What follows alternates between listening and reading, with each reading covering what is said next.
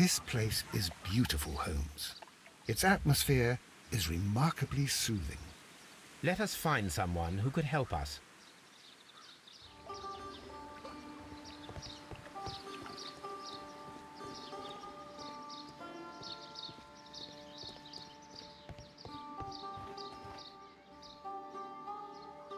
Good day to you, sir. My name is Sherlock. I am exalting the sun. A while can you wait? From the trace of elements and moreover from the quality of the ambient geotropism it depends. Therefore, please, mind my gravitropism. Its balance, do not disturb. Disturbed is most definitely the word. There. Completed is the symbiosis. Welcomed you are. To introduce myself, I am the Green Grand Mystic. The Green Grand Mystic himself. This is me. Who am I speaking to? We are two gentlemen who are extremely interested in the vegetation philosophy that is advocated by this establishment. Listening to you, I am.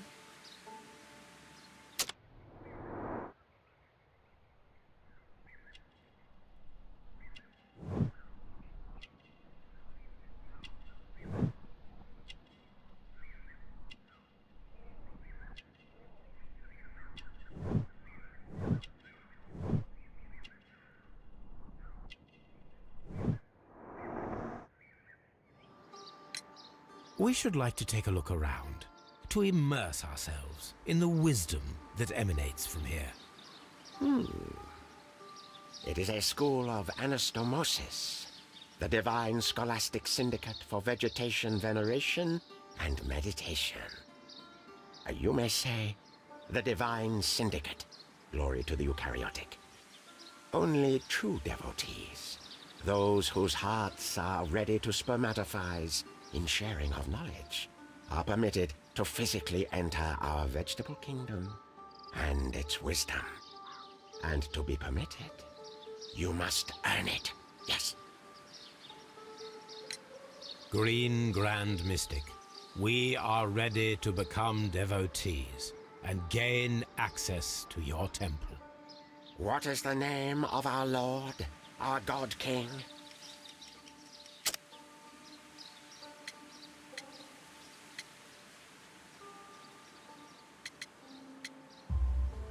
Our God King's name is Treewan, Green Grand Mystic. Oh la, good, I like you. Here is the holy key to the wisdom place. Holy donation can you make whenever you so wish. Thank you so much. I pray you to taste our fertilizer substance. From the burdens of life it helps to free. But of course. Raw sap, it is called. It is near the entrance. We visited Kew Gardens, and we found your symbols on their flower pots. Coincidence, I am thinking. They would scavenge our refuse. It would not surprise me. It was merely an observation. Well, we will leave you to your meditation.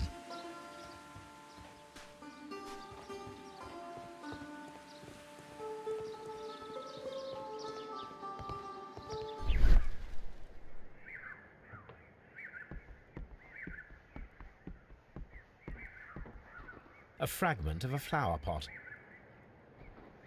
Fragments of a flower pot. It fell down here.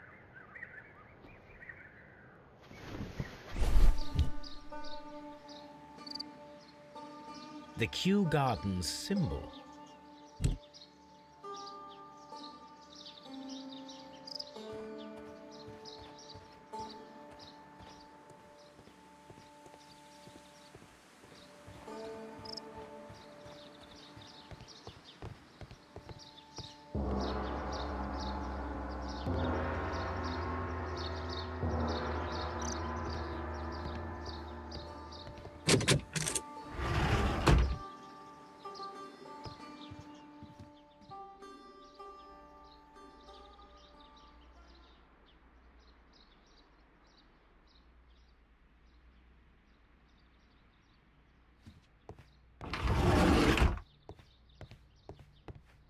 That should be the raw sap that the Green Grand Mystic spoke of.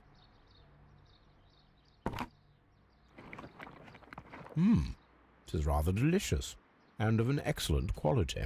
My word, Holmes. Their sap is like a form of cocaine.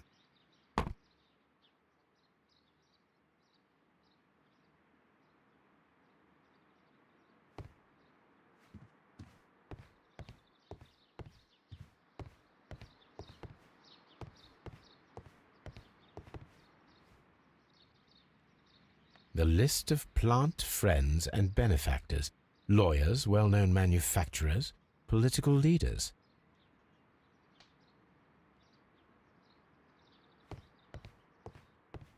This door is locked, but I can try to open it.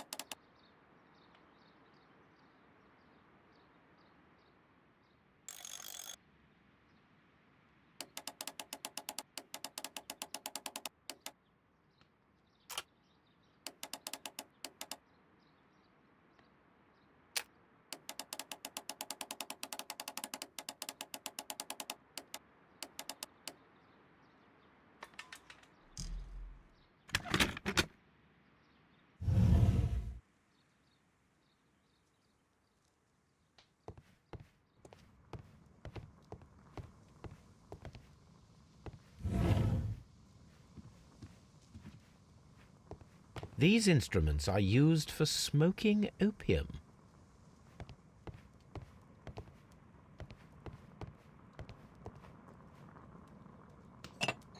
This substance is an alkaloid, the same as in the bottle we found in the bushes at Kew Gardens.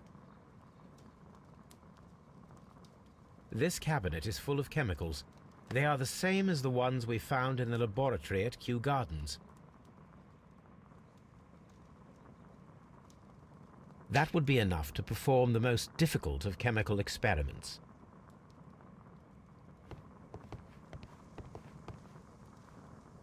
A vast amount of opium.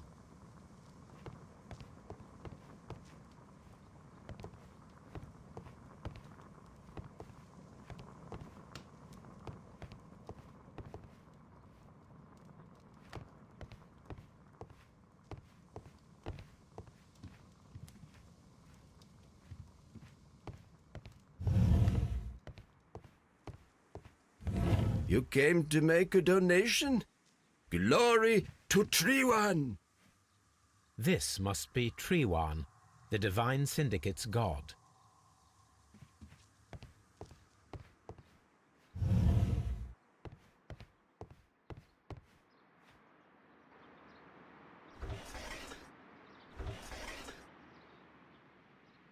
Caterpillars. They are raised as food for certain plants. Let's take them.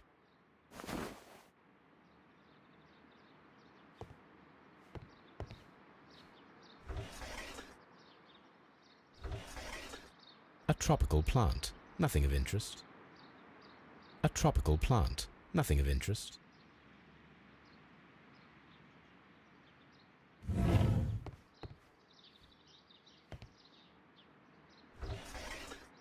A tropical plant, nothing of interest.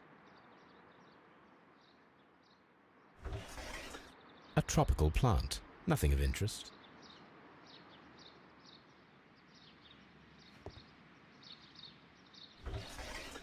A tropical plant.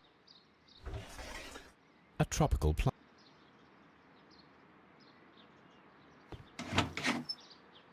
These three plants are identical to the ones shown at the exhibition. I shall take them.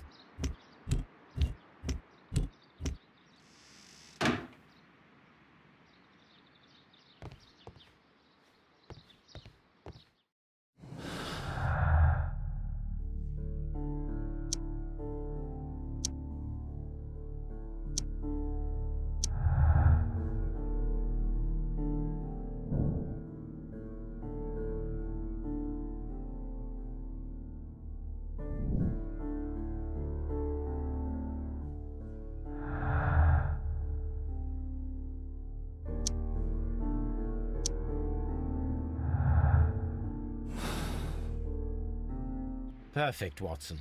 We can begin our experiment.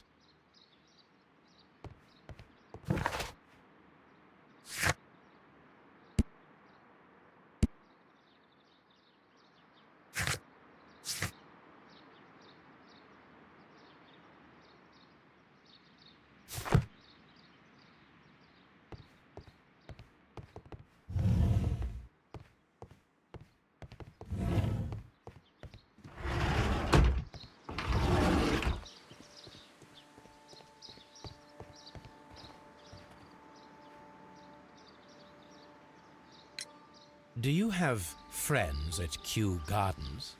None. Not worthy they are.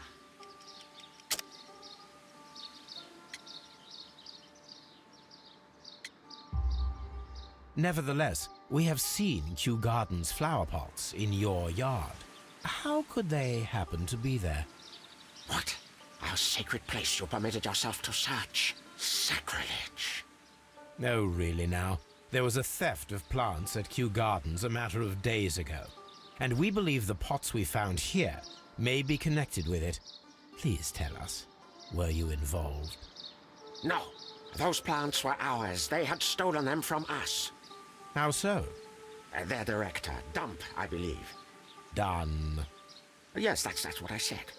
He borrowed from us 3 of our sisters for the exhibition at his green-fly-infested gardens. But he never gave them back to us. Excuses and imbecility. So we went in and saved them. I see. So, if you stole those rare plants from them, then it means... Ah, I get it. Bravo, Holmes. I think the case is solved. No, we did not steal. We saved. Well, as a matter of fact, we were unable to find our 3 plants. I beg your pardon. And yet you took all of the exotic plants from the stand. They had disappeared. It was the least we could do. They stole our sisters, and so we stole theirs. Well, we will leave you to your meditation.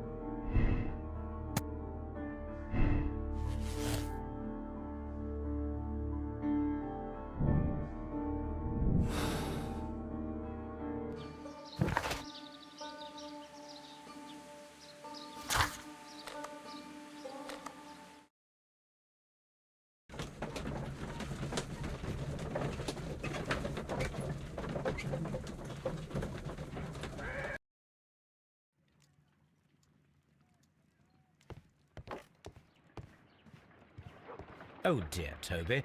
I wasn't aware that you were Watson's new literary agent. I imagine that one of these plants would be capable of releasing a toxic vapor. I need to find out exactly how it could be done. I shall begin now. Watson, if you are at all optimistic to have dinner this evening, then I'd recommend that you put on the gas mask.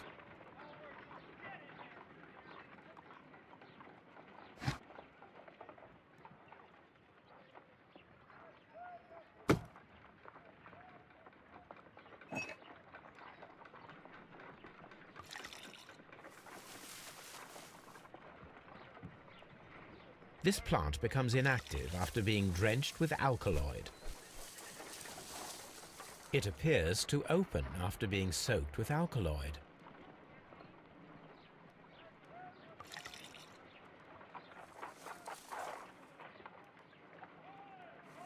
This plant becomes inactive after being drenched with alkaloid.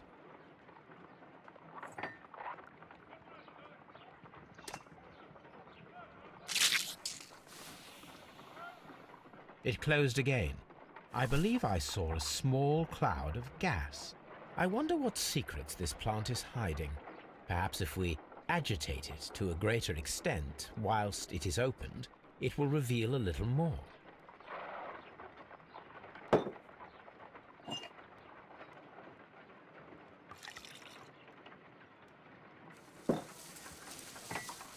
It appears to open after being soaked with alkaloid.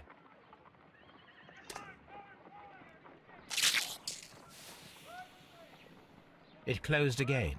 I believe I saw a small cloud of gas. I wonder what secrets this plant is hiding. Perhaps if we agitate it to a greater extent whilst it is opened, it will reveal a little more.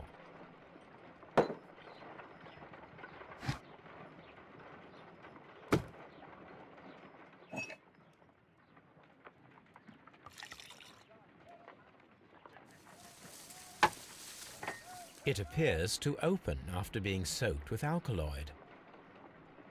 This plant seems to have had no reaction from the caterpillars.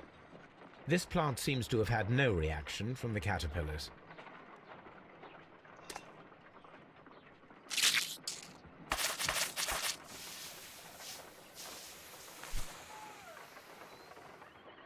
Toxic gas with spores. Extraordinary. The plants would be capable of killing only if they were directly next to the victim and stimulated at precisely the right moment.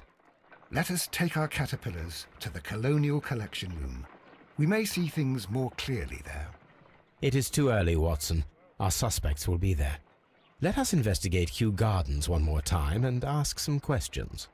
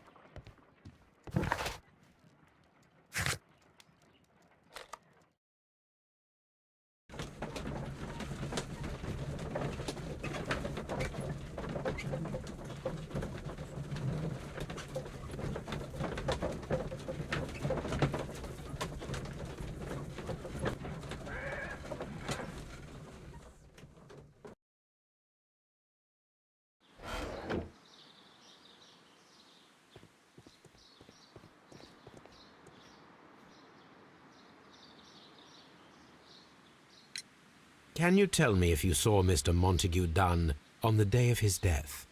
Yes, of course. I met him, and we went to see Albert, his son, at around 9:30. He appeared quite calm.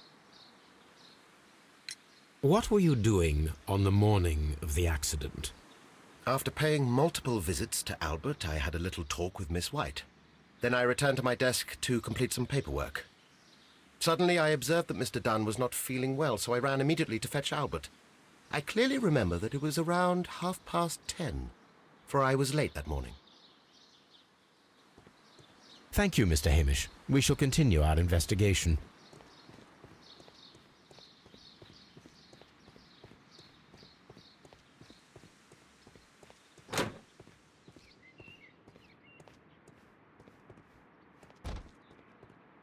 A thesis written by... We can see the interior of the Colonial Collection Room from this window.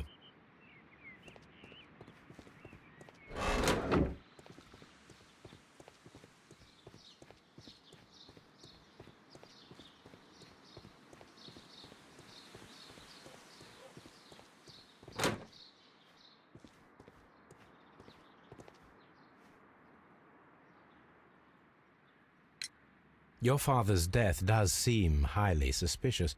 What were your movements here on that day? Suspicious? Well, I was working in the seed house, taking care of Lysa... something, or Lear... Pontus, or... No, wait. Ah, these Latin names. And I spent so many hours trying to memorize them. Did you see your father that day? Yes. He came here with Mr. Hamish for his weekly visit. There was nothing unusual about that. And then? Nothing. They stepped out to the backyard.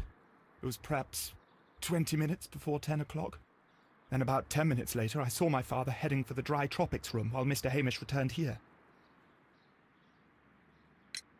And Mr. Hamish and Miss White, what were they both doing that morning? Mr. Hamish visited me a couple of times.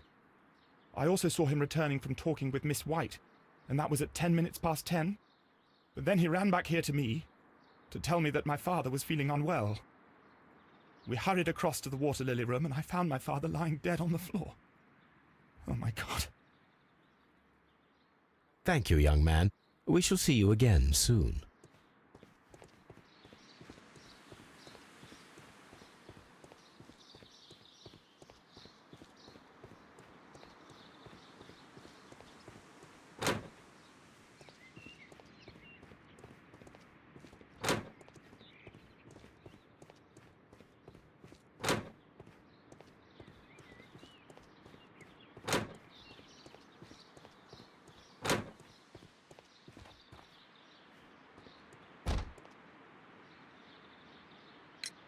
Can you tell me what Mr. Dunn was doing upon the day of his death?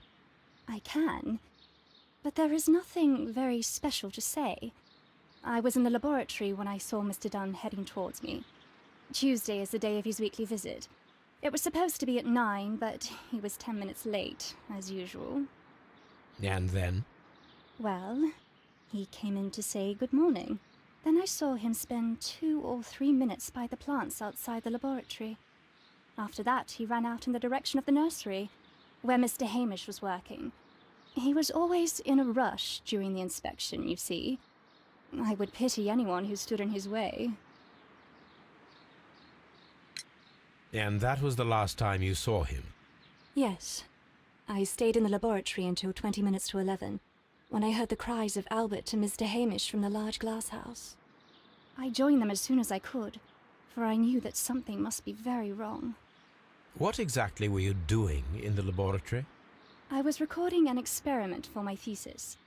I only stopped my work once when Mr. Hamish visited me briefly around 10 o'clock. You say you were recording an experiment when the tragedy occurred. Might I listen to the roll? Certainly. Please do. You will find it in the laboratory. It is number 320. Thank you, miss. Everyone has gone, Holmes. The way is clear.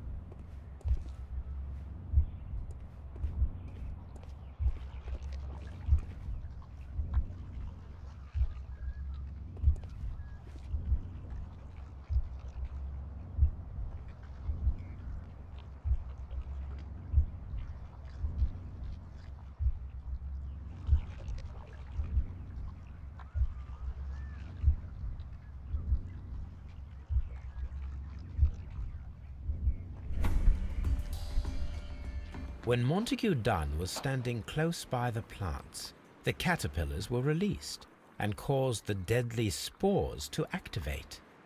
Panicking, and likely already half asphyxiated, Montague Dunn started back and knocked over the bust. He rushed to the door, but it was locked. He had to force it open with his shoulder. We already know the outcome. Montague Dunn collapsed and died not far from the pool. Well, it is time to perform our experiment on the ventilation system.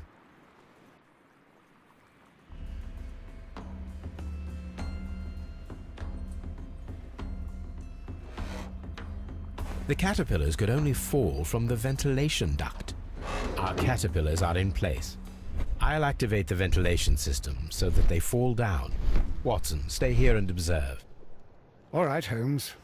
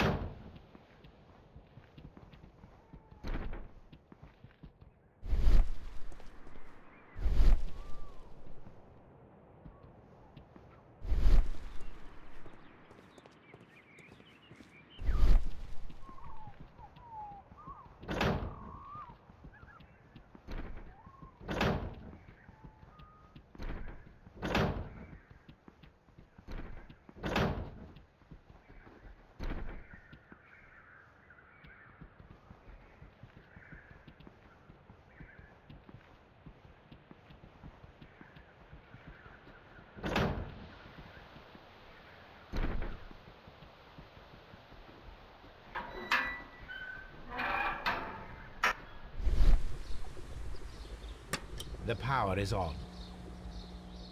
The engine cannot be started whilst the transmission is active. The engine has started.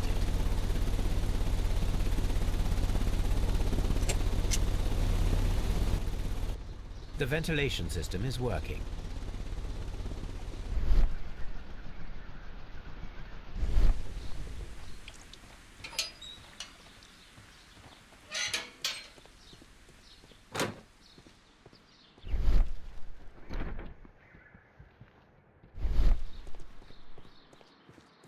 Excellent. This ventilation fan is working. Let us see if I can activate the other one.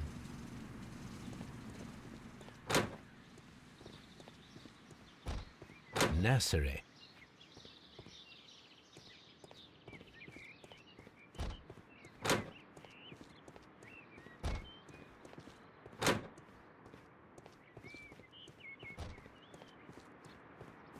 Perfect. Now I just need to find Watson to check the result. It works perfectly, Holmes. Bravo. Now, if you could just help me to get rid of these caterpillars. Perfect. Now we know how the murder of Montague Dunn was carried out, by activating both Albert's and Mr. Hamish's fans. But only from Mr. Hamish's workplace would it be possible to see when Montague Dunn entered the Colonial Collection Room.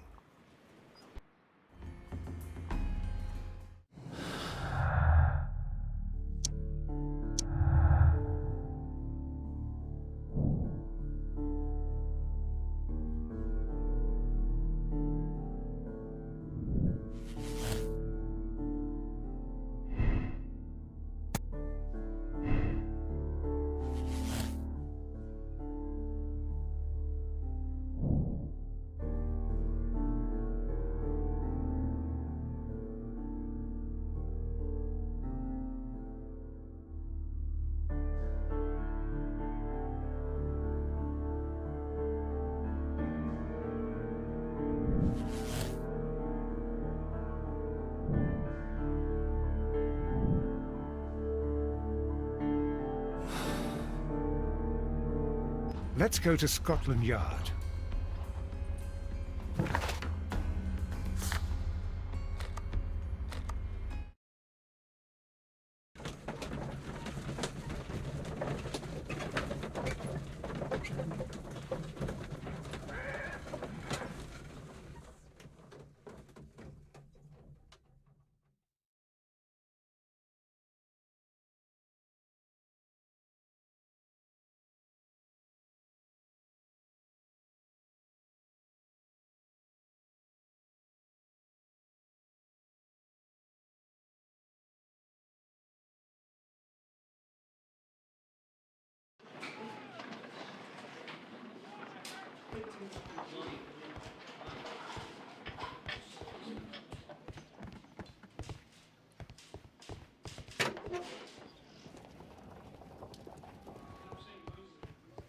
Locked. Locked.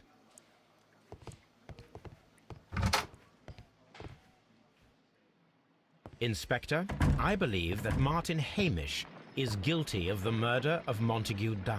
Aha! I knew it. I'll send the lads around to arrest him. Very good. I shall wait to hear from you.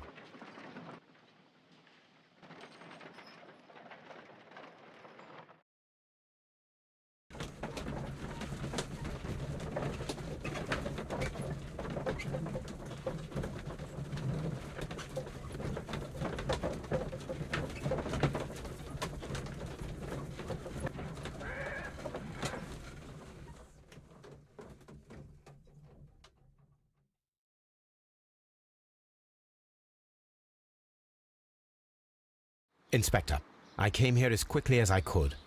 Martin Hamish is in the large glass house. There's no need to hurry.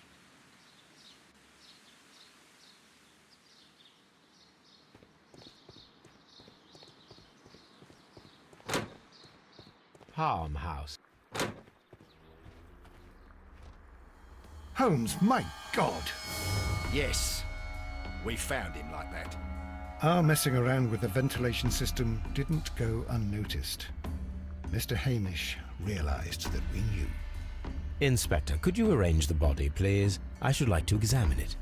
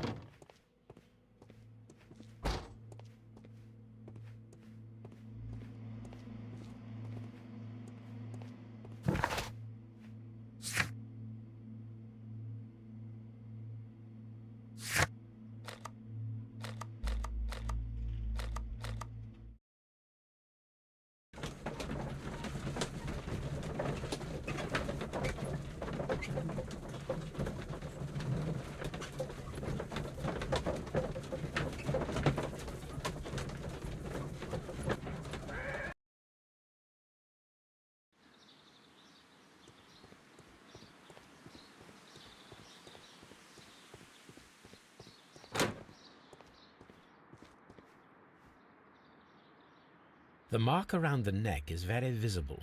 He died instantly.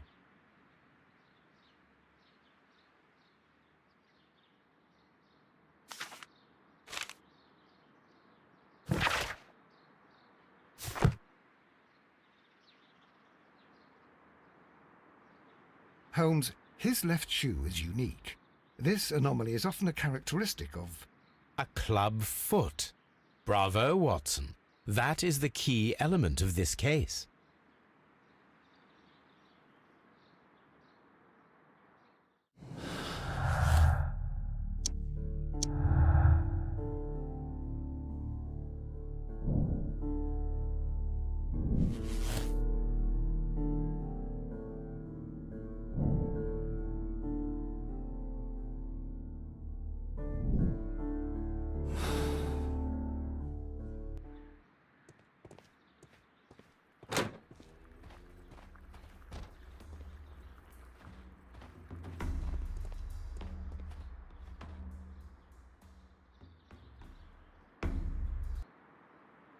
Something about this rings very oddly.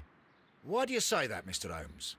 Why? Because of Mr. Hamish's club foot. Oh, I deserve to be kicked from here to Charing Cross. I should have noticed it. But, Mr. Holmes, I can't see why. No, I don't suppose you do. You must recall that Mr. Dunn was locked inside the Colonial Collection Room by the murderer. If it was Mr. Hamish, he would have had to run up to his workplace to trigger the fan situated above it, taking into consideration the condition of his foot. Well, it is still possible. Perhaps, but it is rather strange that such a person as Mr. Hamish decided to base his plan on the speed of his gait. You mean to say that somebody helped him? So the suicide is questionable? Correct. Mr. Hamish accuses only himself in his letter, and so the investigation stops. Possibly an accomplice, then? That idea had not occurred to me, Mr. Holmes. I have another idea, Inspector. Thanks to the testimony that we have collected, we are able to rebuild the events as they took place that day. With a timeline, such as we did in the Jack the Ripper case. Precisely. The map at the entrance of Kew Gardens should help us with our timeline. Let us analyze the facts and statements so that we may recreate the events of that morning.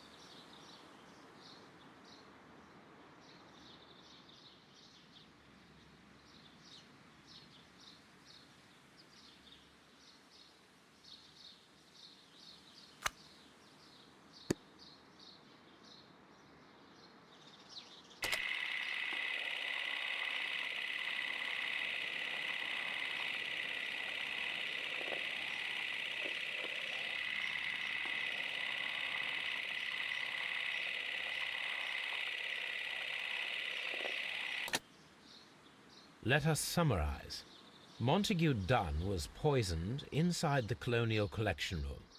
He forced open the door, which means that someone locked him inside there at 10:20.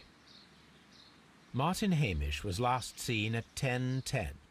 This means that he has approximately 10 minutes to lock the door of the Colonial Collection Room. Given that he was club-footed, it is doubtful. Albert also has 10 minutes to lock the door of the Colonial Collection Room, which is quite enough time. Miss White was last seen at 10 o'clock, which means that she had approximately 20 minutes to lock the door. More than enough time. Perfect, Watson. Now, let us ascertain who assisted Martin Hamish in killing Montague Dunn.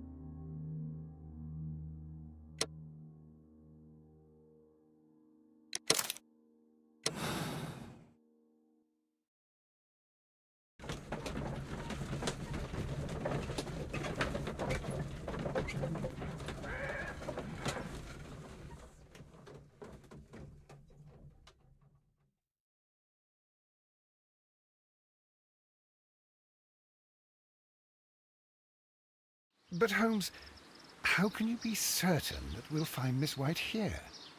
It is obvious, Watson. Just use your brain. I am using it. I do use it. Now that the rope has tightened around Martin Hamish, Miss White must act to erase all traces of her implication. After the suicide of her accomplice, there is one final trace remaining: the deadly plants of the Divine Syndicate. She will be there. Very good. Shall we go? Just one moment. Now listen to me, Watson. I shall see her alone. You will conceal yourself behind her, quietly. Whatever are you planning? Nothing spectacular. The impulses of women have always been a mystery to me. But she is a bold one, and so we must be cautious. All right. You can count on me, Holmes.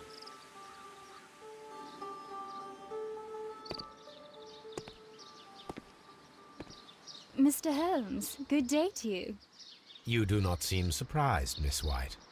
Well, I was expecting you. Not for too long, I believe. So please tell me, as it is still unclear, who planned the murder? Was it you? You were wrong, Mr. Holmes. It was Martin Hamish, then. You managed to convince him to take on a more prominent role. You could not be further from the truth. You think that you can fool me? You don't care what I think. It is difficult to care about someone who is capable of pushing a man to his suicide. It is over, Miss White. The police will be here any minute. Over, perhaps. One moment you were here, and the next, you were on the other side. The other side? No! Stop!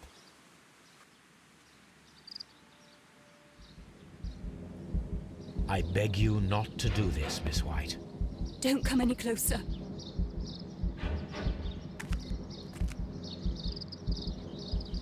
Please remain calm. We can help you. Not one step further. Don't try to stop me. Stop this foolishness. You cannot truly want to die. No, it's too late.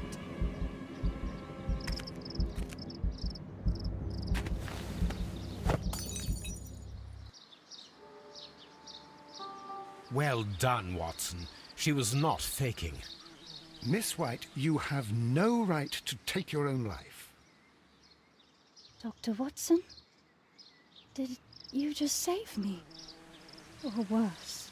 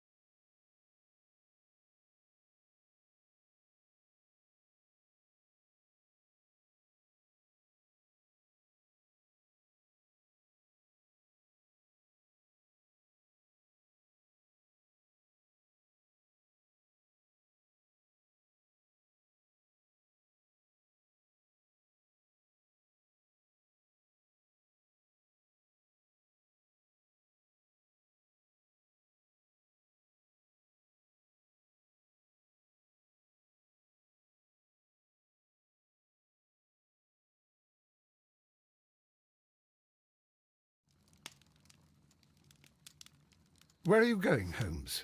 Have you been invited somewhere? We have been invited, Watson, We have. Where to? to the Baker Street Irregulars' annual dinner. They sent us an invitation. It is on the table. A dinner? How could those street urchins afford anything like that?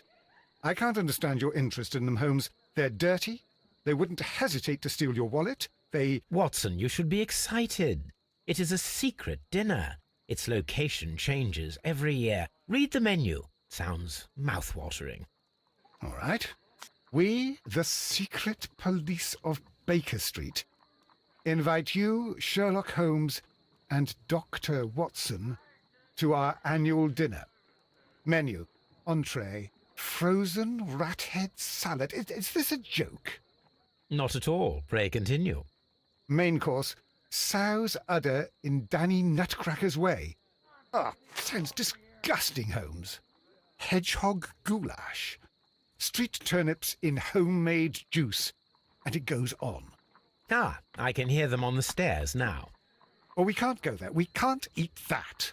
Watson, you'll hurt the feelings of those poor children. We have to go. Oh, Mr. Holmes. It is fine, Mrs. Hudson. Mr. Holmes! Wiggins, Dr. Watson is getting ready. He will be delighted to join us. You don't look well, my young man. Is there something wrong? Don't tell me the dinner is cancelled. Mr. Holmes is my brother Leighton. He's in a prison cell. They say he's killed 2 men. You have to help us, Mr. Holmes, 'cause I know he didn't do it. Where is he now? From what I've heard, they took him to the yard. And they gave him a good beating already. You know what they're like. They'll hang him. They won't look any further. Holmes, we have to help him.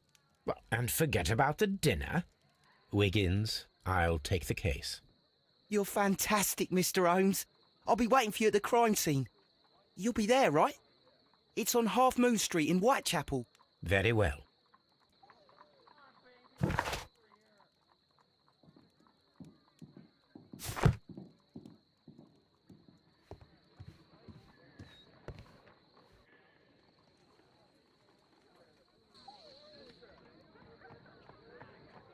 Hello, Toby.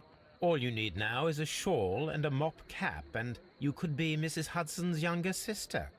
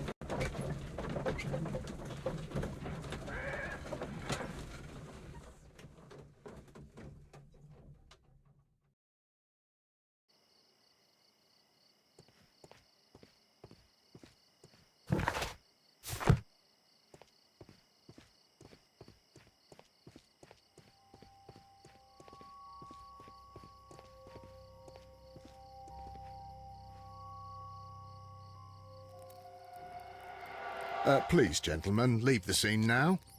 Oh, Mr. Holmes, is that you? Good evening, Constable... Constable Marrow. I was here with Inspector Aberline during the Ripper case, Mr. Holmes, back in '88. But then this is nothing like that case. With this one, we've got the murderer, the weapon, and the statements, which speak for themselves. Of course, Marrow. But you know that appearances can sometimes be deceiving. Who were the victims? The two men here, both shot. The stab fellow was Brian Vercotti, a well-known ruffian. The other, Kenneth Butler, a jeweller by trade. You spoke of statements. You have witnesses? Well, I was there, so I gave my own statement. And then there were two other witnesses who said they saw the killer Chapman. Mr. Turner, a gentleman who lives in that flat over there. And Polly Powell, a flower seller, who was over at the far side of the street.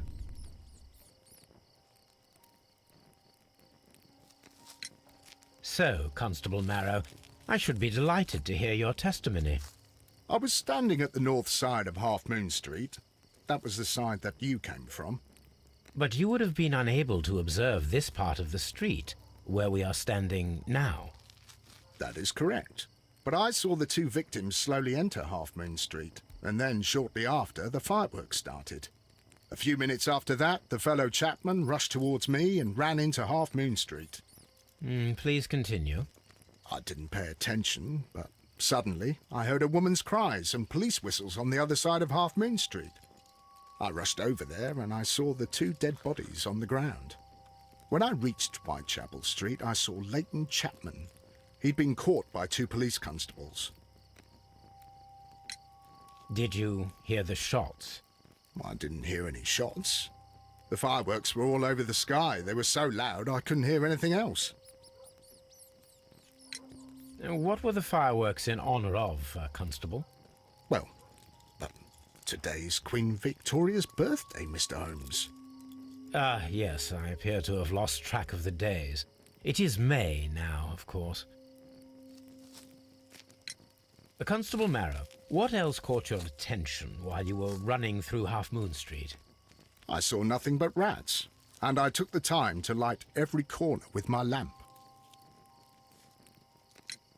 Did you happen to look up at Mr. Turner's window when you were on Half Moon Street at that time? Yes, I saw that the window was open, but no one was there. It was dark in the room. Constable, your statements have been of great value to me.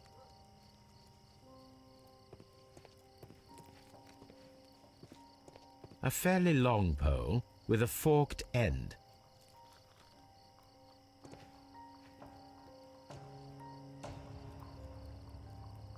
He tried to stop the bleeding with his hand. Death was not instant. The bullet penetrated his stomach, a dreadful wound.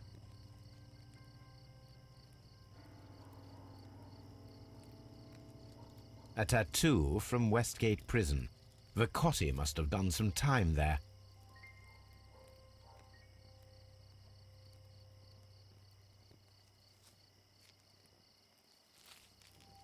Brian Vacotti suffered greatly. What a terrible way to die.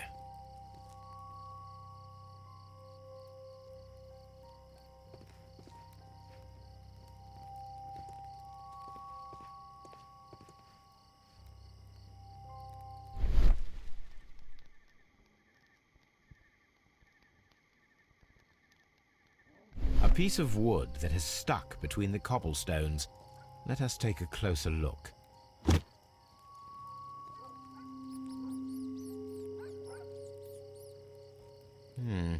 This shard of wood is quite new. The bullet struck his head. This man didn't stand a chance.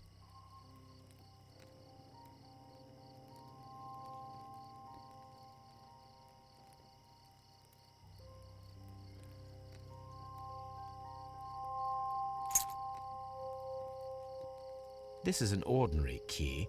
I wonder what kind of door it opens.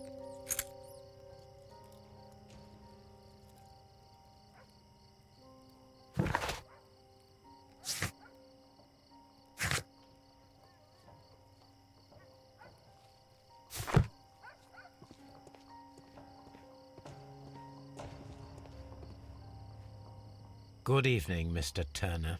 I heard Constable Marrow reply to you as Mr. Holmes. Are you that detective gentleman? I've heard of you. And well, I know things about this evening. Excellent. Might we hear your story?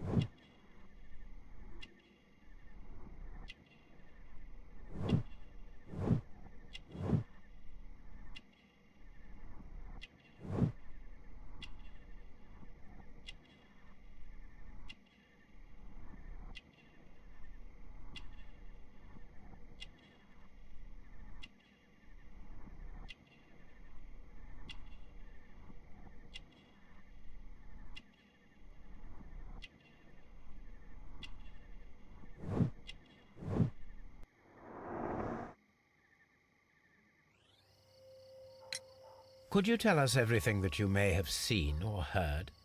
I was already in bed when the fireworks started. A few moments after, I clearly heard 2 gunshots from outside. Please continue. I quickly got up and I grabbed a lamp from my nightstand and I rushed towards the window. I looked down and I saw 2 bodies. And there was a man with a gun who was standing nearby. Where exactly? Well, near this body. Did he notice you? I don't think so. He rushed towards Whitechapel Street without looking around.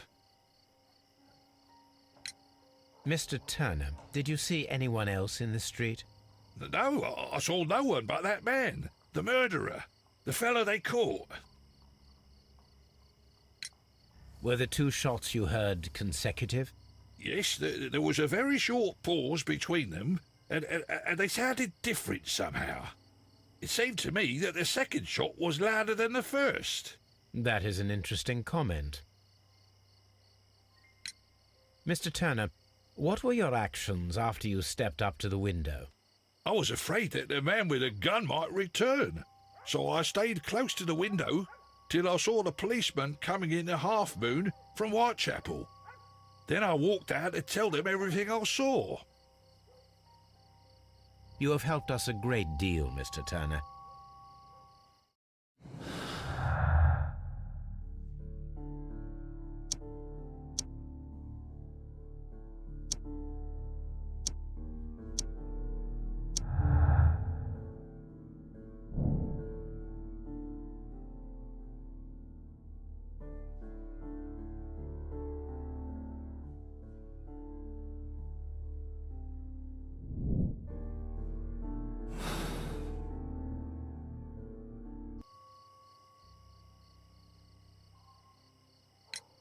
Mr. Turner, you have stated that you remained close by your window after the crime. Is that correct? Oh, yes, Mr. Holmes. I stayed at my window until the policeman arrived to examine the dead bodies.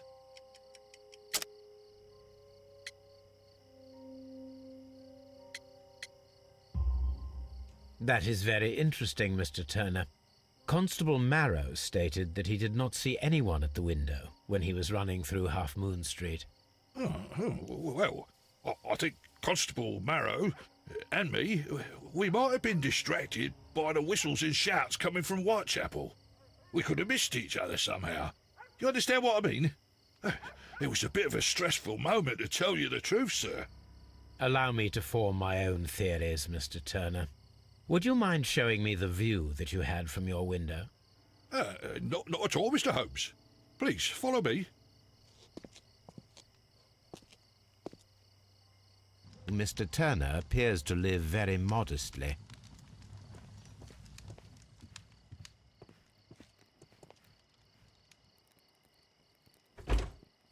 So, that's the view Mr. Turner had when he opened the window. Brian Vercotti's contorted corpse. The dead body of Kenneth Butler. Mr. Turner had a perfect view of the crime scene. He saw the bodies clearly, and Leighton Chapman standing over them. Anything else you would like to know, Mr. Holmes?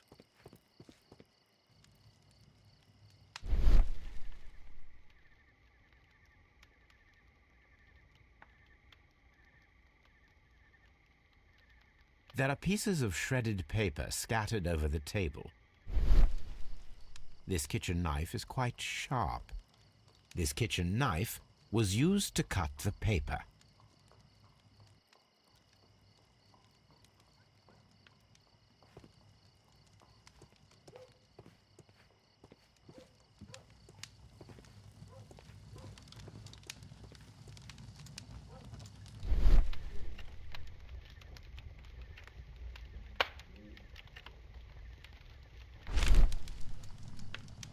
The papers are almost entirely burned. I am unable to see what's written here. These words are illegible. This fire is dying out. It was last tended to over an hour ago. The papers were thrown into the fire just a short while ago.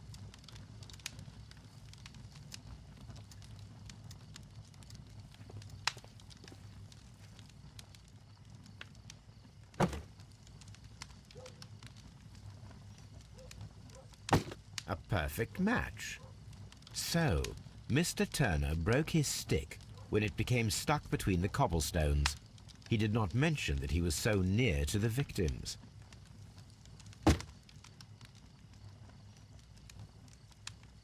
The books on this shelf are in a mess. It looks as though Mr. Turner was trying to find something in a hurry here a short while ago.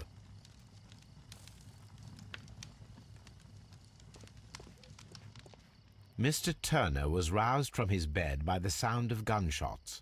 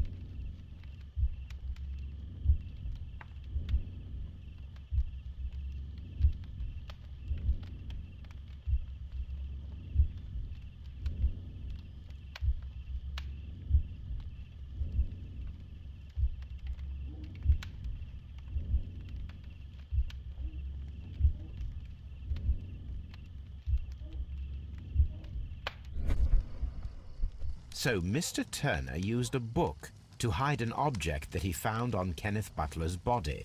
The question is, what did he find?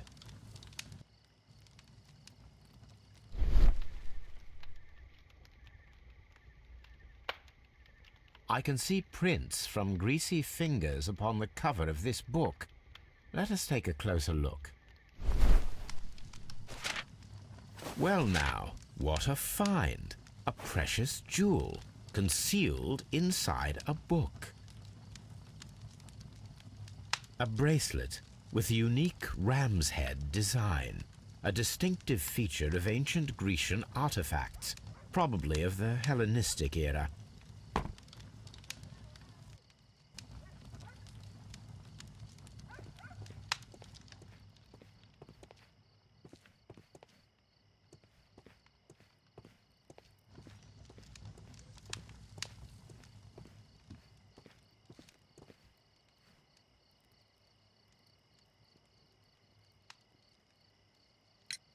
Mr. Turner, how would it be possible for a man of advanced years, such as yourself, to rush from his bed to the window in a matter of seconds, as you have stated? Well, I'm able to move very quickly, despite my age. And when the situation requires it, Mr. Holmes.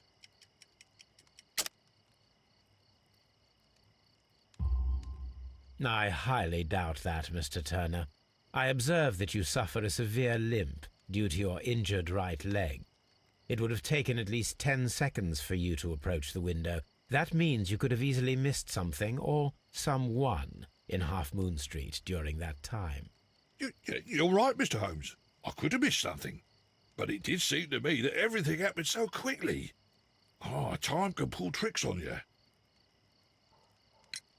And what of everything else that you told us? Mr. Turner, it is vital that we have your complete and true statement. Mr. Holmes, I do assure you that the other things I said were most sincere. Mr. Turner, you were not sincere with me. Not then, and not now. But Mr. Holmes... This, Mr. Turner, does not look like anything that a poor man might possess. It is worth more than the home that you live in. I can explain. No, merely correct me if I am wrong. You saw Leighton Chapman through the window, but you also noticed a glittering object on the ground, this precious jewel. You walked down and took the bracelet from the body of Kenneth Butler, and when you heard the whistles, you hurried away. That broke your walking stick. It caught fast between the cobbles. Constable Marrow was unable to see you in the window, as you were climbing up the stairs on your way back to your flat. Upon returning home, you hid the precious jewel inside a book. Mr. Holmes, please don't send me to prison. I didn't do anything bad. I'm just a poor man. When I chanced upon the bracelet, I saw it as an opportunity to make a little money. I was desperate. I only took the bracelet, that's all, I swear. You made a mistake by lying to me. But you are not a criminal. I believe that. Although I must return this bracelet to its rightful owner.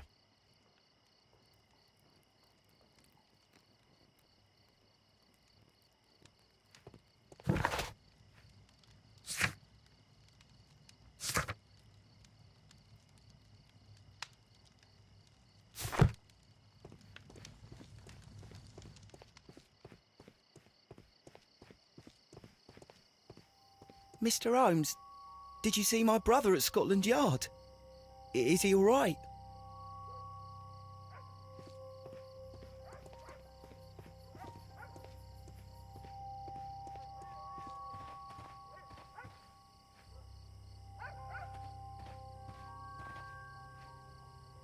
Mrs. Powell? What do you want? My name is Sherlock Holmes. I'm assisting the police with their investigation of the crime that took place this evening. Well, I've already gave my testimony, but very well. Could you tell us everything that you may have seen or heard? Yes. I was selling my flowers as usual, and then the fireworks began, in honour of Queen Victoria. I enjoyed those. But then, all of a sudden, A young lad ran out of Half Moon Street and stopped just by me. He had a gun in his hand. He was like a ghost and all covered in blood. It was dark, but I could see him because of the flashes from the fireworks. And then? I screamed as loud as I could. I knew that a policeman should be on duty in the vicinity. He had no time to escape. 2 constables got him. Then another constable came out from the very same street, and I heard him talking of a horrible murder. Mrs. Powell, did you hear the gunshots? I'm not sure. You know, what with the fireworks? Did you see anyone else leaving Half Moon Street, prior to or at the time of the crime? No, sir, I did not. Even with all the fireworks, I was very attentive, as I'm always on the lookout for customers. My thanks to you, Mrs. Powell.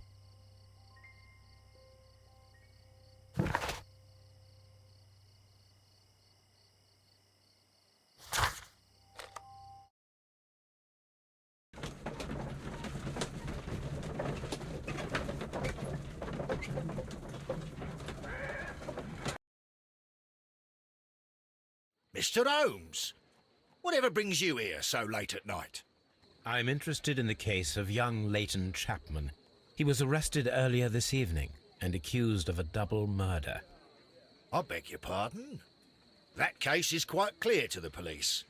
Or are there any new facts that we don't know about? Who knows, Inspector? Look, you are free to investigate, of course, Mr. Holmes. Chapman was arrested with a revolver in his possession, which you can find in the evidence room. The suspect himself is in custody. Did you find anything else on his person? A few personal belongings. Nothing particular, Mr. Holmes. Thank you, Lestrade.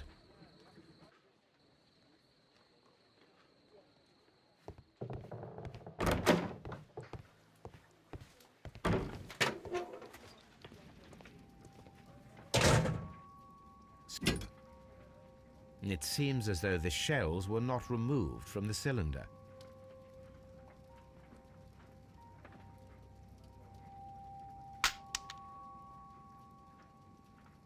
Two out of the 6 shells have been fired. There were 2 shots. These cigarettes are filled with cheap tobacco. Nothing interesting. A cheap watch, bought with his own money, no doubt.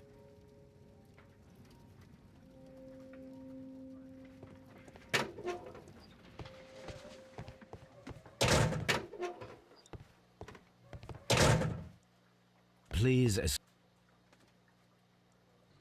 Good evening, Mr. Chapman. Who are you? I've got nothing to say. It's all a mistake. Calm down, Leighton. I have come here to help you. To find out if you truly are innocent, as your younger brother Wiggins has told me. My brother? You know him? Then that means you're... Sherlock Holmes. Oh, blimey. All right, Mr. Holmes. I'll tell you everything.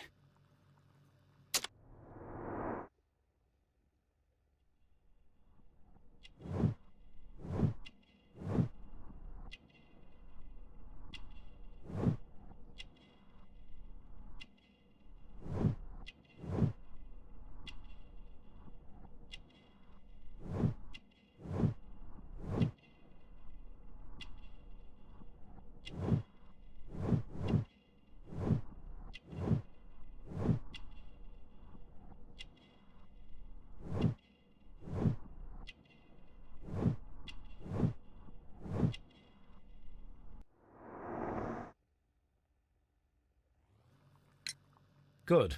Tell me your account of what happened. I left my work and I hurried up to see the fireworks in Whitechapel. I was late, so I decided to cut through Half Moon Street. I saw the first fireworks light up in the sky. I bumped into a constable on a corner before entering Half Moon. Then suddenly, what with all the firework flare, I saw 2 men. They were both lying flat in the middle of the street. I stopped where I was. I thought about turning back to the police, but as I was thinking of that, I saw a third person. He was leaning over the body that was furthest from me.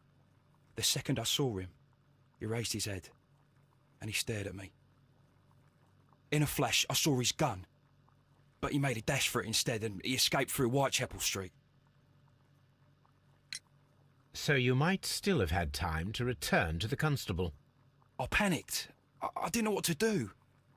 Anyway, I approached the bodies just to see if they were still alive. I saw that one had blood pumping out of his stomach. He was dying. It was horrible. The second one was already dead. He had a hole in his head. He was holding a gun in his hand, though. I took it, and then I followed the third man. Interesting. Pray, continue. I turned a corner, and I saw the man standing in the middle of the street. He seemed to be in some sort of panic. And then, Mr. Holmes, something strange happened. I told the police and they laughed at what I said, but I swear to you, my words are true. I started running towards him. But then I was blinded by a flash. It was so bright that I hardly saw anything for a good dozen seconds. But I kept running forward. As I arrived in Whitechapel, I heard a woman screaming. And then I was caught by the police. But there wasn't a trace of that man. Of course, then they found a gun and all that blood. I couldn't see the murderer escaping and all that mess. Perhaps I was still half-blinded at that moment. A thrilling account, my young man. Leighton, are you able to describe the person whom you saw standing in Half Moon Street? Well, I wasn't able to see his face at all. It was too dark, and he was too far away. I could see his silhouette. And what about that? Nothing so special. He was wearing a jacket. He was quite average in size and his weight. I see. Was there anything else that struck you at the time? No. But perhaps it's strange, but I can't remember the sound of his footsteps as he was running away. Perhaps it was because of the fireworks or the surprise of me seeing him. Leighton, I confess I am puzzled. Why should a young lad like you take a gun from the hands of a dead man and set off in pursuit of a probable killer? I know. I keep wondering that, but at the time it was like a reflex. A criminal ought to be arrested, and he was armed. You were willing to risk your life. That was a little foolish, unless you wanted revenge. No, Mr. Holmes. I was just being brave and stupid.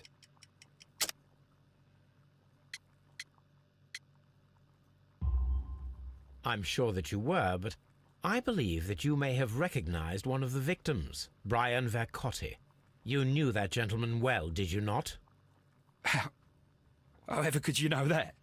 You have a typical tattoo of the Westgate Brotherhood upon your hand. I observed exactly the same mark upon Mr. Vercotti. You came to know him from your sharing a past prison sentence. Am I correct, Mr. Chapman? Oh, God. You're right, Mr. Holmes. Would you tell me a little about Brian Vercotti? We were convicted for a robbery. Once in prison, both of us joined one of these fraternities. During that year, we tried to help each other out, you know? You were quite young then, I believe. Yes, Mr. Holmes, we were. We'd only stolen a pound of meat. After we were released, and when I saw what my little brother had become, I decided to work towards living an honest life. And Vercotti? He had a hard time. His sister had died in a Whitechapel dispensary while he was in prison. He had no family anymore. Our paths split. He fell back into crime. So you lost him? Yes.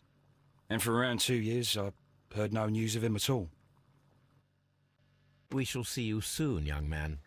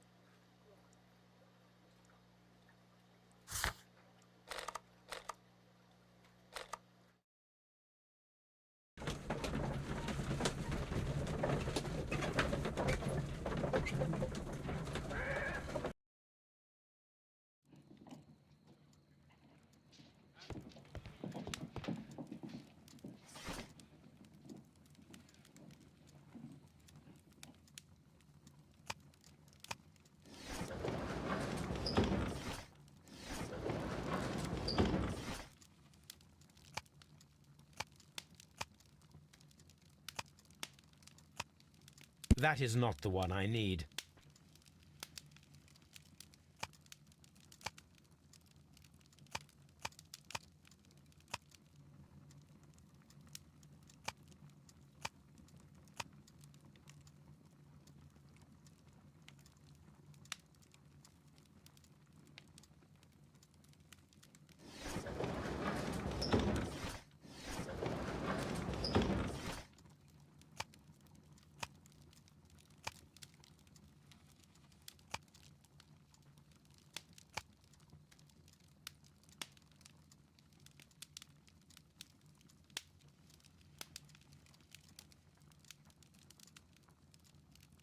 That is not the one I need.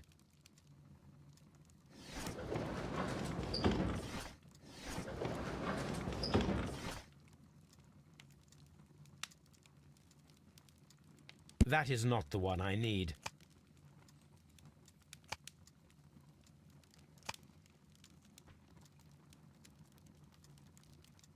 That is not.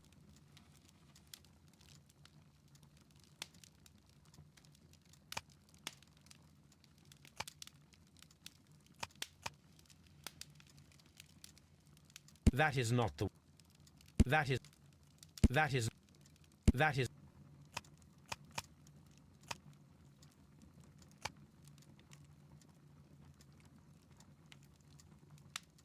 That is not. That is. That is. Here it is. I need to continue my research in my archives.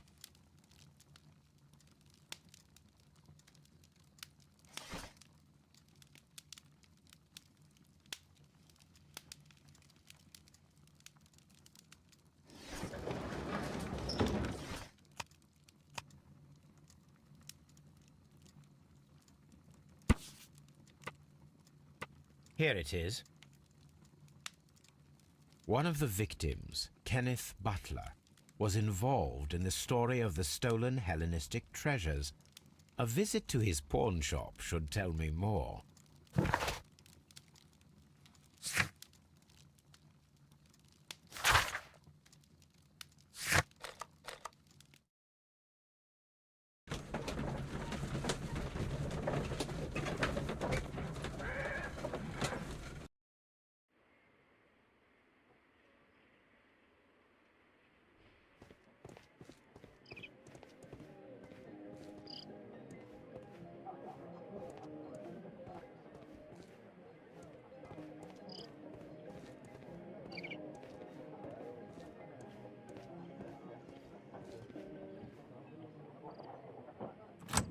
Mr. Butler's key matches the lock perfectly.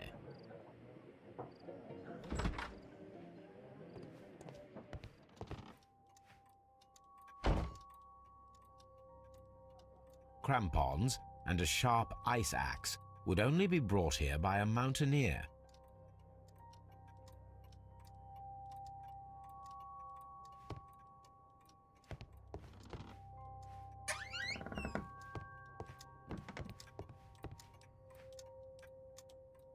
A flare pistol. Perhaps it was pawned by a destitute sailor.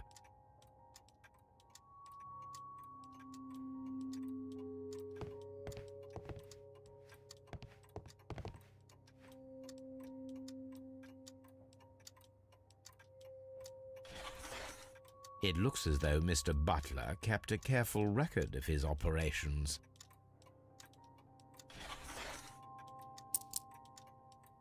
The ram's heads. This necklace belongs to the 5 Rams of Mittelin collection. Interesting. That means that Kenneth Butler owned a part of this collection all this time, 10 years after the theft.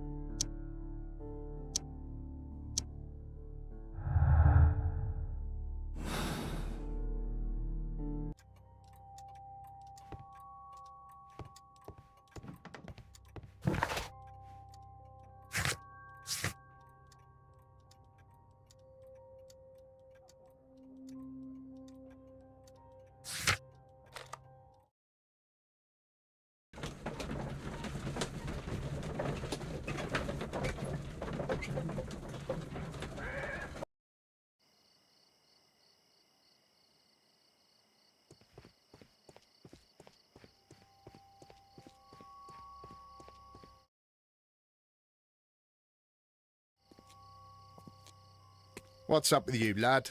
What are you waiting for? I'm waiting for my brother to be released. Your brother? The one that you caught, beat up and imprisoned. Ah, the murderer. He ain't killed no one, copper. Watch your mouth, lad, else you'll be joining that worthless brother of yours.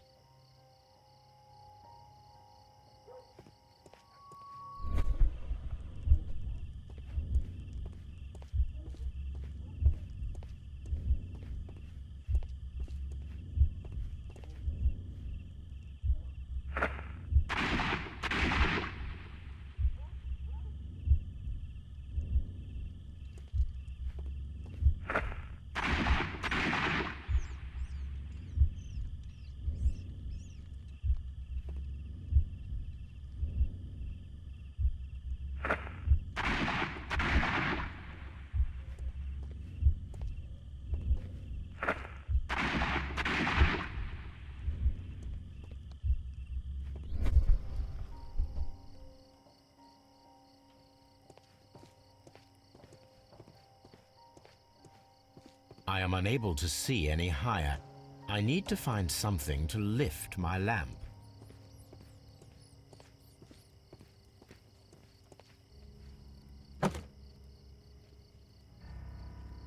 This should be useful.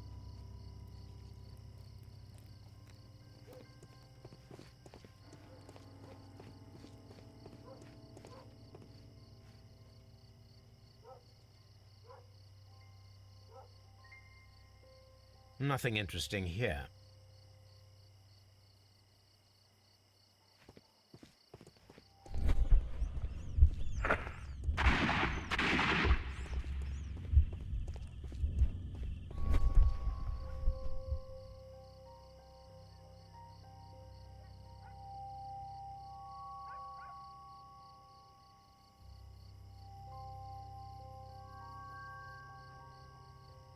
This is most definitely a bullet hole. The brick cracks are fresh. Watson, there was a third shot fired in this street.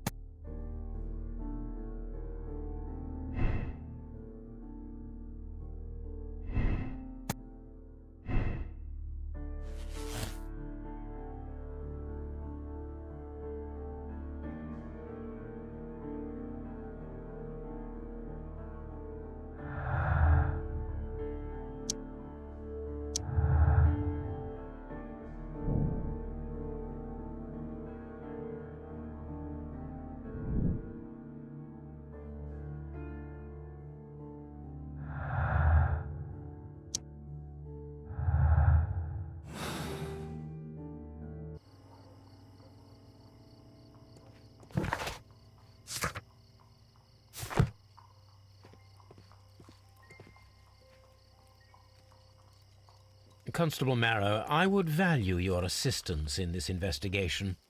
It would be my pleasure, Mr. Holmes. I would like to make sure that there are no places in Half Moon Street where a man could hide while you were running through it with your lamp.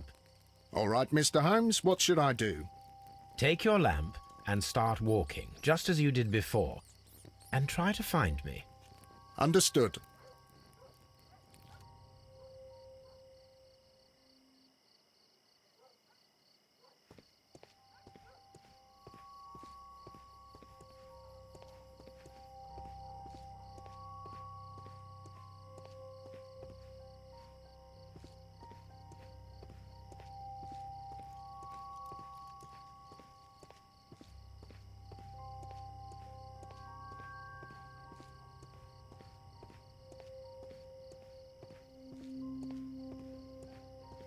No, this is not how I walked at the time of the crime. I was more attentive.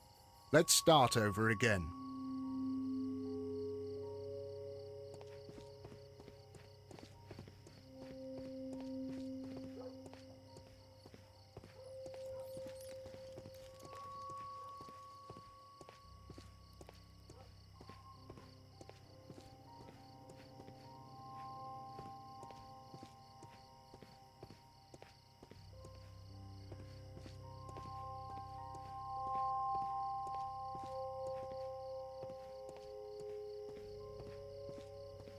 No, this is not how I walked at the time of the crime. I was more attentive. Let's start over again.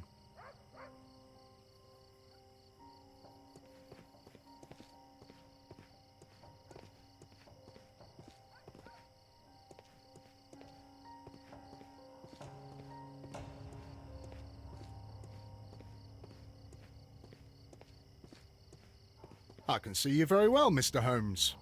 All right, Constable. Let's try again. I'll find another place to hide.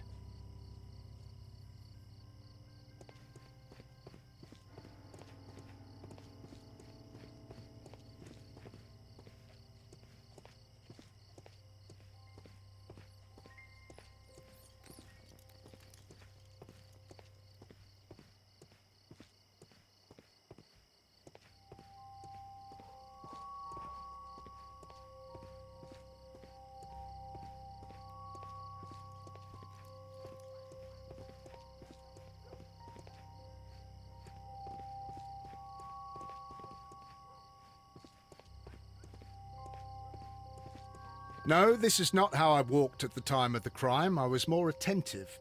Let's start over again.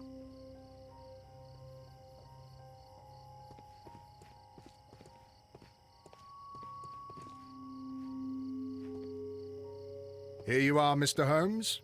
All right, Constable. Let's try again. I'll find another place to hide.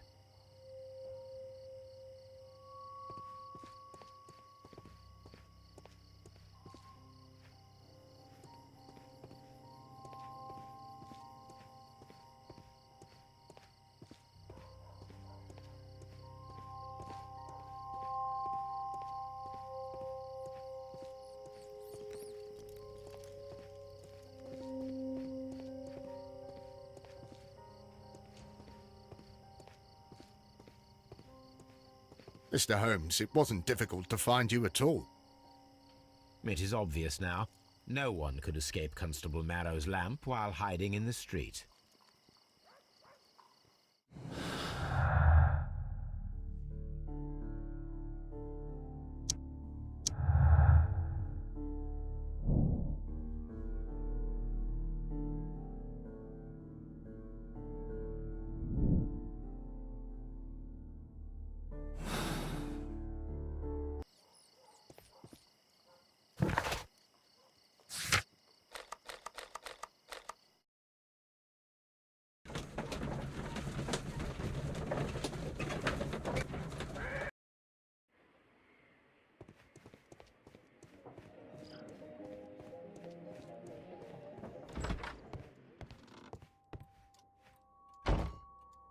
These tools are exact.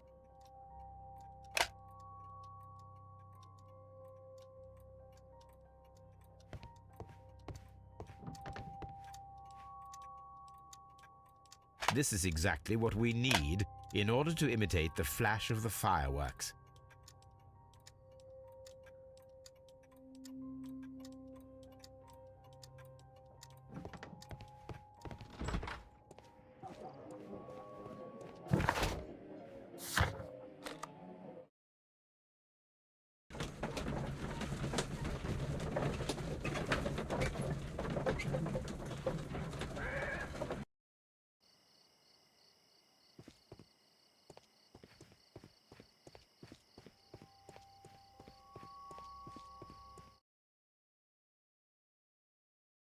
Why are you looking at me all the time like that?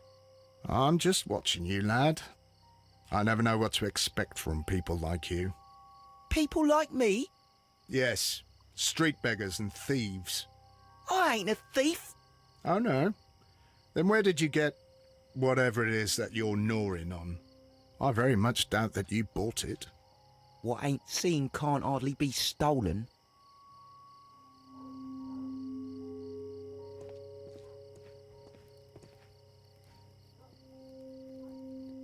Constable Marrow, Watson, I would like to perform another kind of reenactment with your help.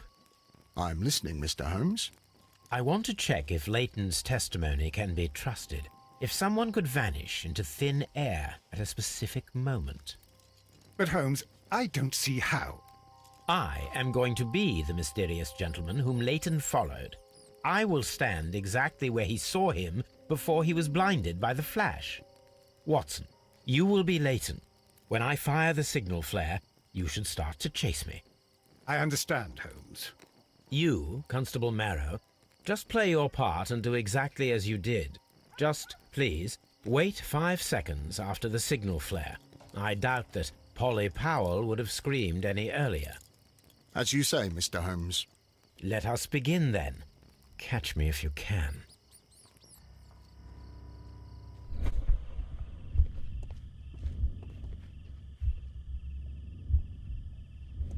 This wall is cast in shadow. It would be difficult to see anyone scaling it.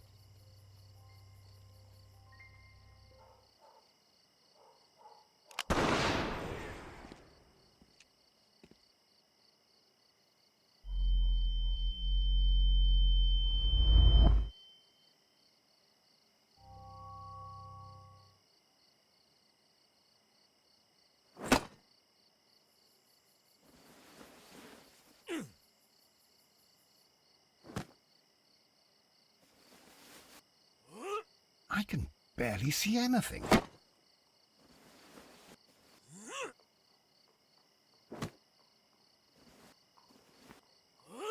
Holmes? Are you there?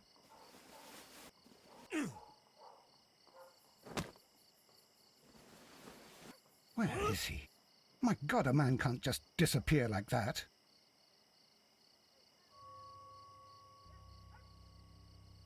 Holmes? Holmes?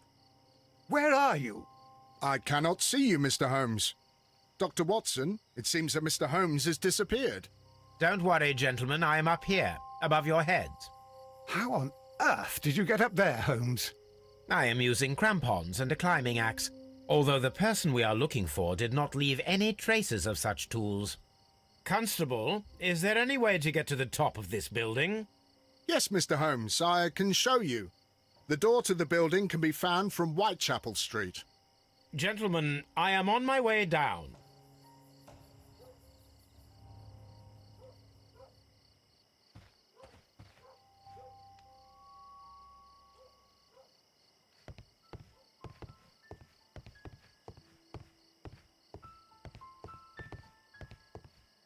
These shards of glass are from the window above.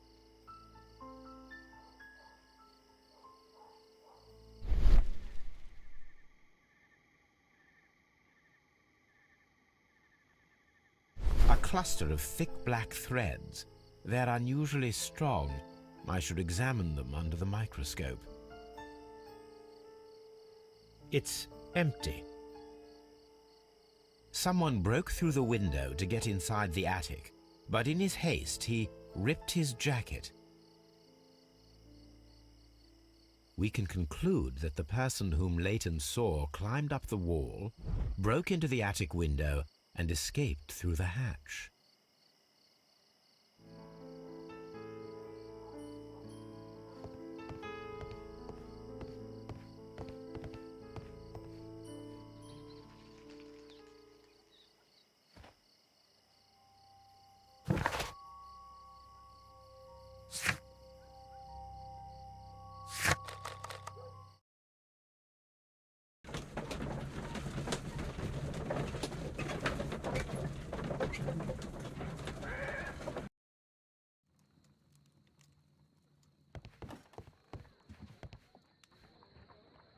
Let us take a closer look.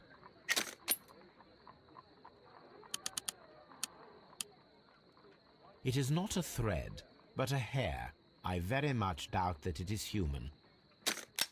I need to compare this sample with a human hair and a horse hair. A shaving brush is usually made from horsehair. Watson, could you please pass me your shaving brush? Here you are. Watson, look, what's outside the window? Where? I don't see anything. Ouch! Holmes! Oh, don't make such a fuss. One little hair. Human hair is significantly thinner than the black sample. The horsehair is thinner than the hair that we found. So, this black hair belongs to an animal, and it is larger than a horse. A hair from a large and exotic animal.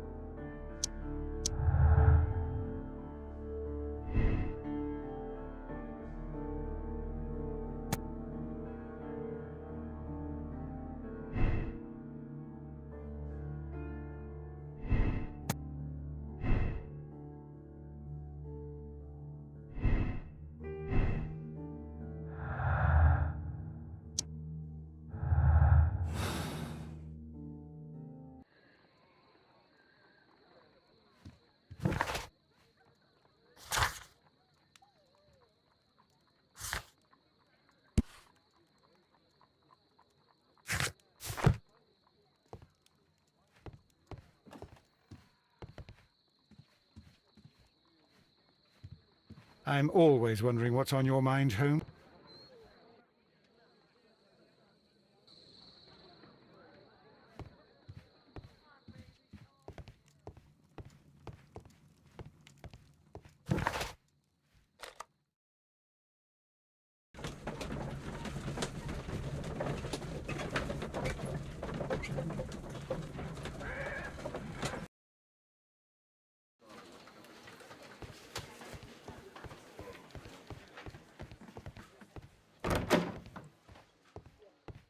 Mr. Holmes, what is the trouble with that lad?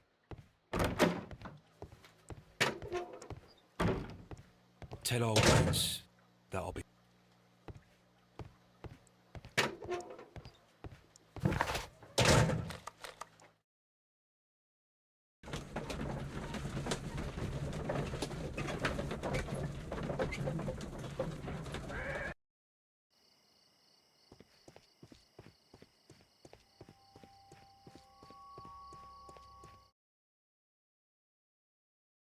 Wiggins, my lad, what are you doing here? You'd best be leaving and be quick about it. I've done nothing wrong. You'd learn more by watching Mr. Holmes. He knows exactly what he's doing. Not like you. Oi, watch your tongue.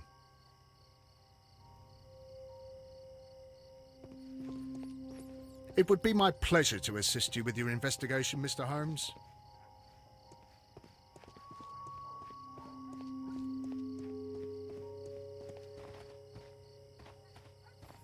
Such a young man, and already a murderer.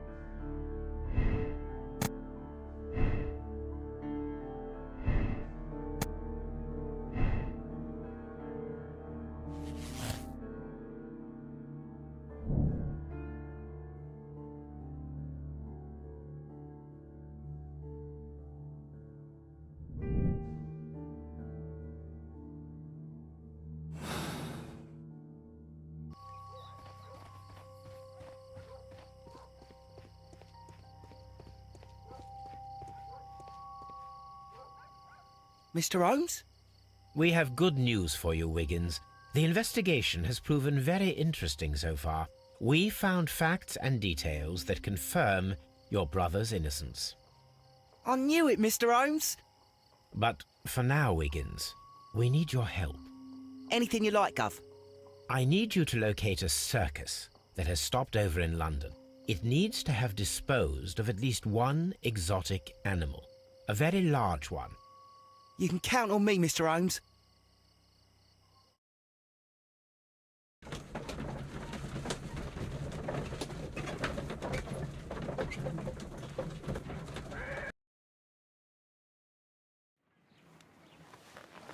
I do hope that those children don't get into trouble, Holmes.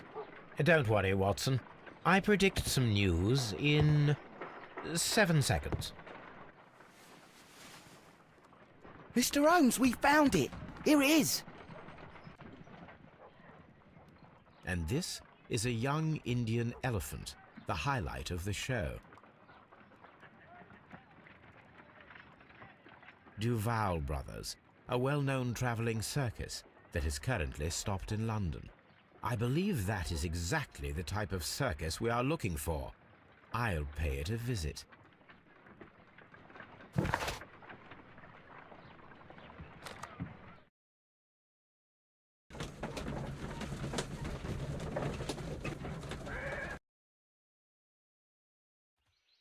Hey, you!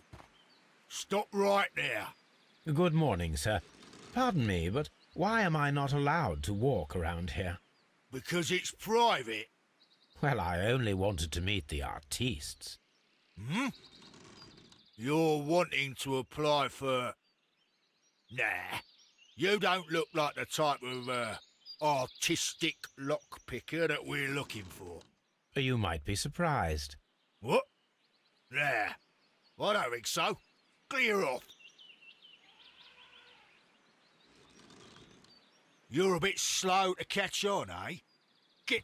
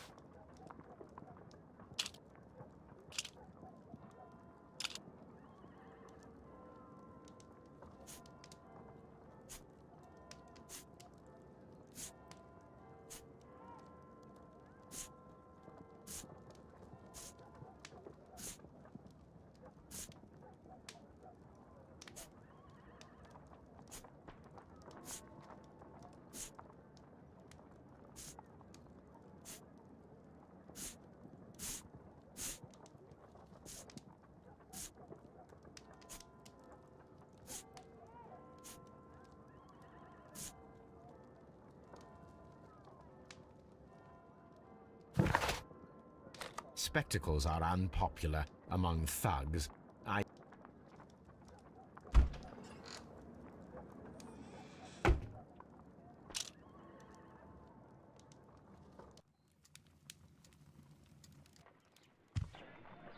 Stay where you are. What are you doing here, and where is Sherlock Holmes? Calm down, Watson. Take deep breaths now. It's me. Thank God, Holmes. I can't get used to your disguises. Thank you, Watson. That means I am ready to go.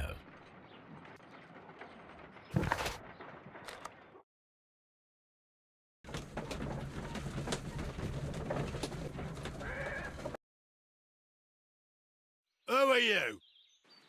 What's your name? My name is Nigel. I'm here to open the locks.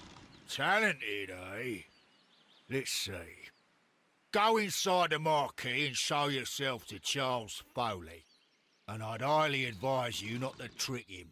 Got that? I've got it.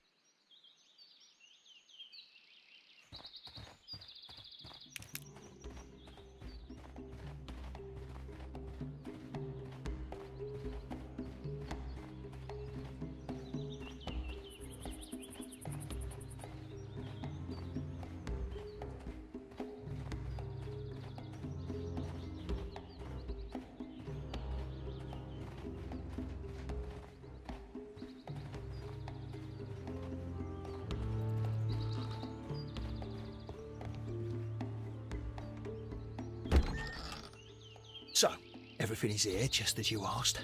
Now what about the money? Some of the barrels are wet. Transportation issues, it couldn't be helped. Whatever. We'll be here after midnight to pick up the supplies. I want to be paid first. No. You'll be paid after we make the transfer, as I said. Right? I hope that no one saw you. The police are on the lookout. Of course not. I'm a professional. Glad to hear it. Be ready for tonight, then.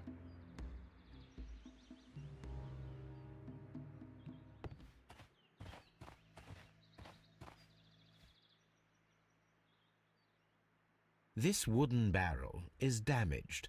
It is difficult to say what is inside. There is a spot on this barrel that was intentionally painted out. The crest of the Honourable Artillery Company. Could it be gunpowder? I need to be sure.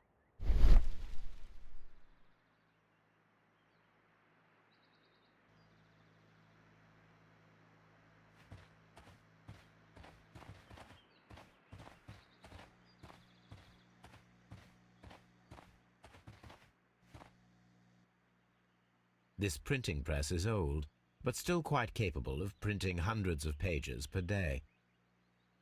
There are enough posters to paste across half of London's walls. That's a picture of a contemporary gentleman wearing a Robin Hood hat. Interesting. From lambs into lions. Those are words of encouragement and defiance. This poster was clearly made to fire up rebellion amongst the people.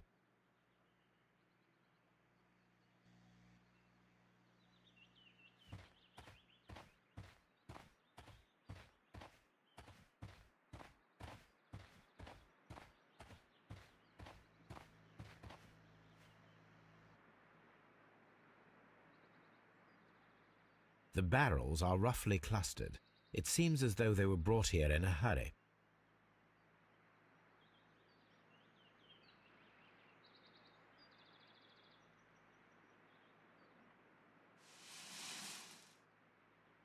Judging by the fractions and the scent, I can confirm that it is, in fact, gunpowder. Powder kegs, a printing press, and a great many blank papers. All of this was stolen by the Merry Men quite recently. And these poster samples. I am quite sure it is not a coincidence. The Merry Men are planning some sort of sabotage. Stop right there. Who are you? Are you Charles Foley? Maybe. They say that I can open any door. Do they now? We'll see that lock near the chains on the table over there. Open that.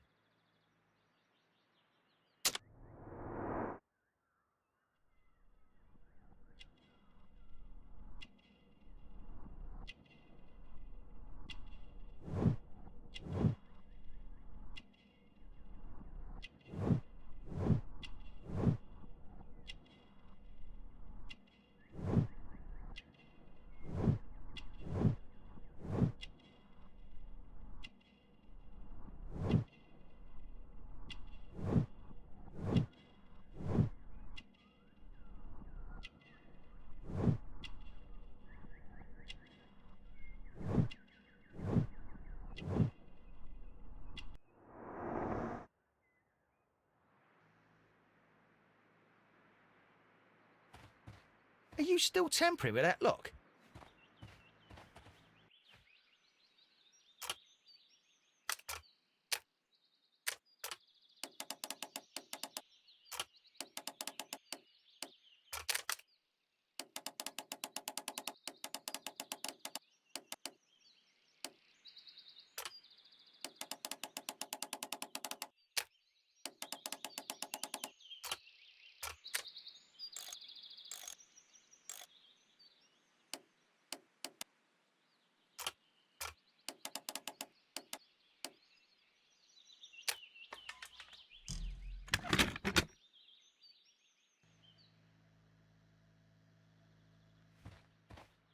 I need to find out what's behind this Charles Foley.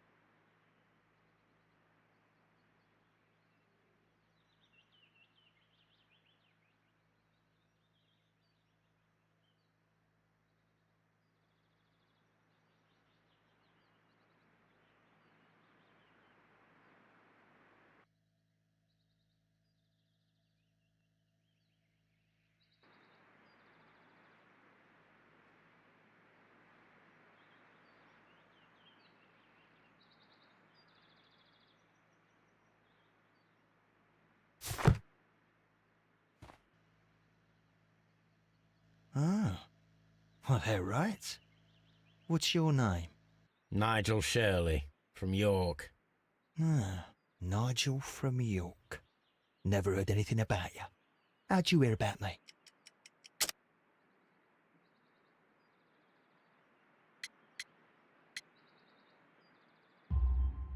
It's a long story. I met your brother, Vincent the Butcher Foley, in prison. He told me all about his betrayal and all about you. Before I was released, he told me that you might find a job for me one day and pay me some money for me craft. Well, he died.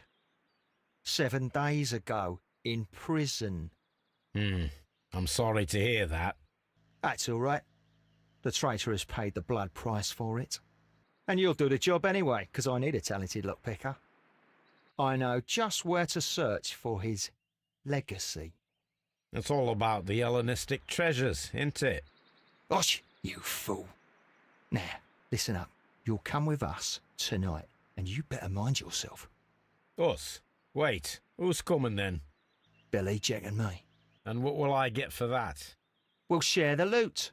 The one you seem to know about. Right. Wait for us at the abandoned manor house on a corner of Ladbroke Grove and Kensington Park Road at midnight. Deal.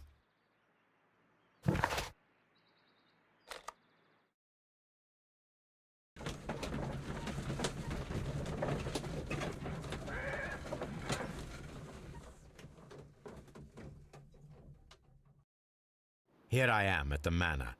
Somewhere inside it are the Hellenistic treasures. This lock is quite old. It shouldn't be much of a challenge.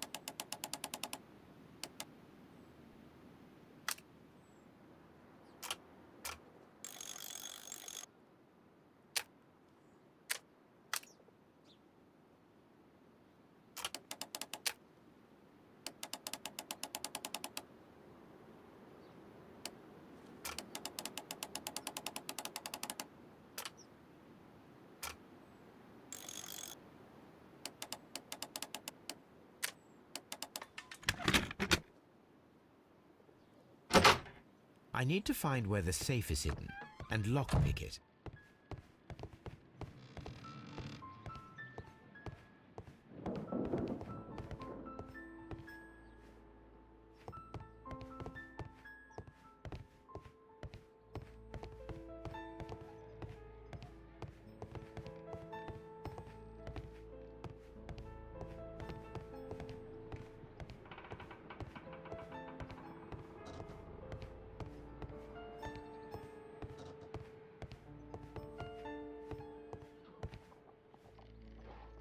This cupboard is an absolute mess.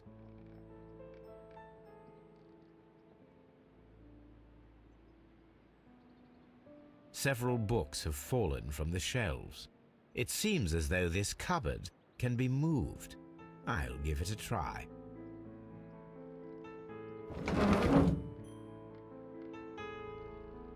So, that's the lock I must open tonight.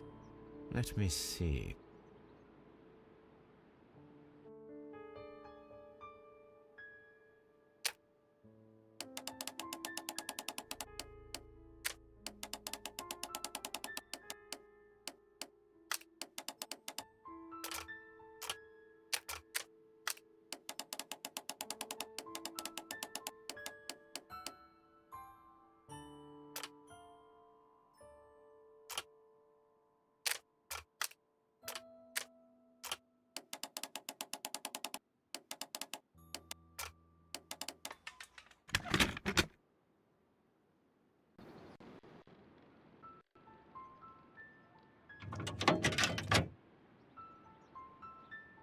What a surprise! Another lock.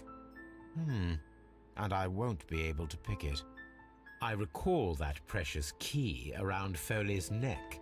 It might prove a decent fit. I suppose they hired me to only open the first lock. Let us wait for the thieves, trap them, and find out. Let us check the thieves' possible escape routes in the event that they are caught off guard by the police from the front door.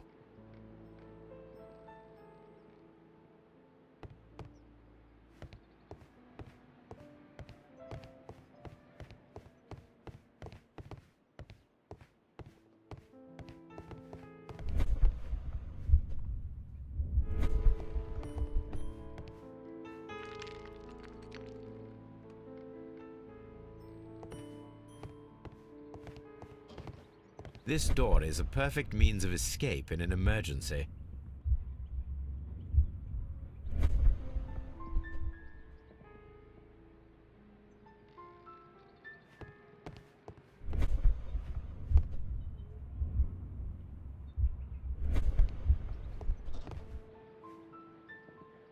This door leads to a kitchen, which holds the shortest route to the back door.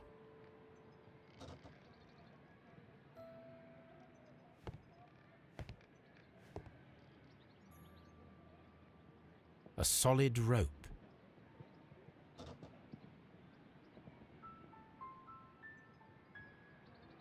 This should be useful.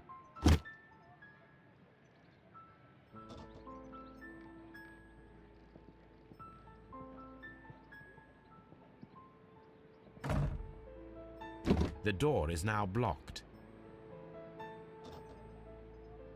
The door is now blocked.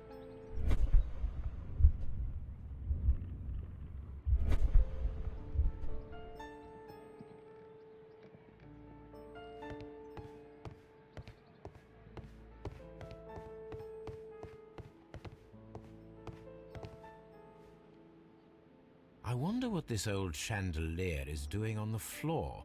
It looks as though it was poorly attached.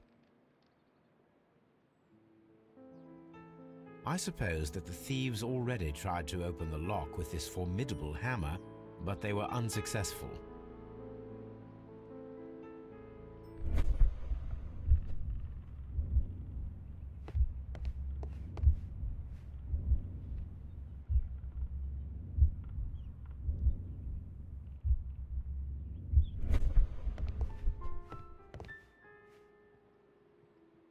I wonder what this old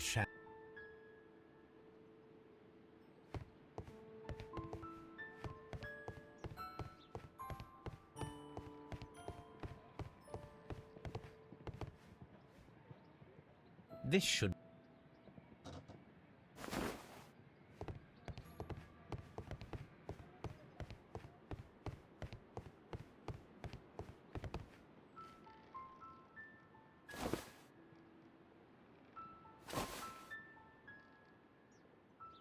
Now, if anyone takes the hammer, the rope will uncoil and make the chandelier fall. If he runs through the dining room and takes a sledgehammer to force open the door, the chandelier will knock him down.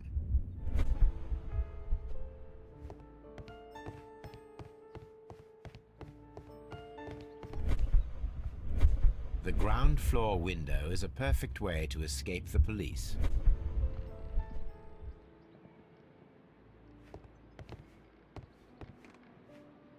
This works very well. No one will escape through this window now.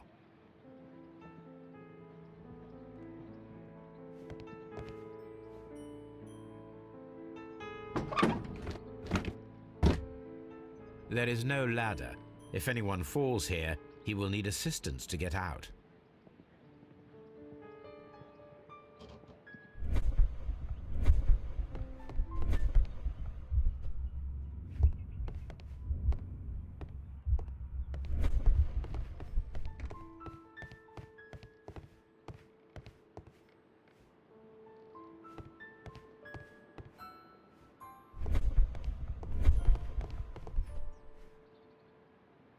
This should be useful.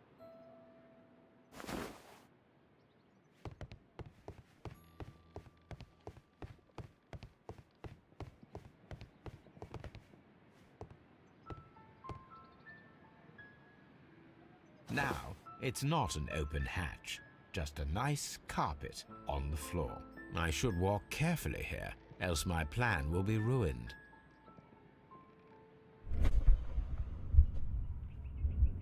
Now, if a thief runs through the kitchen, he'll pay a surprise visit to the cellar.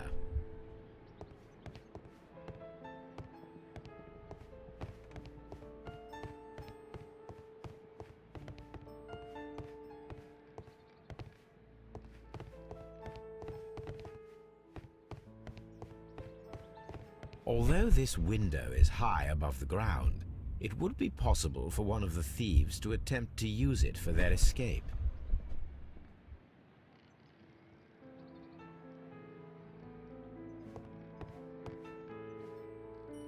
This should be useful.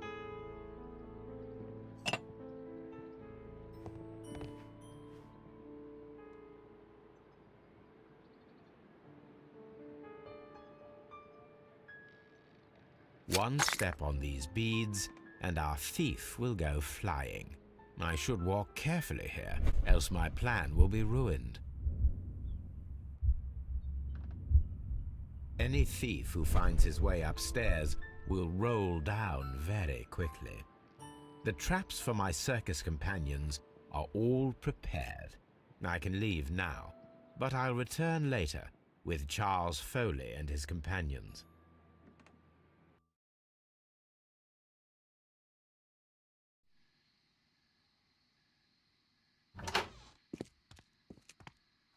Police! Police!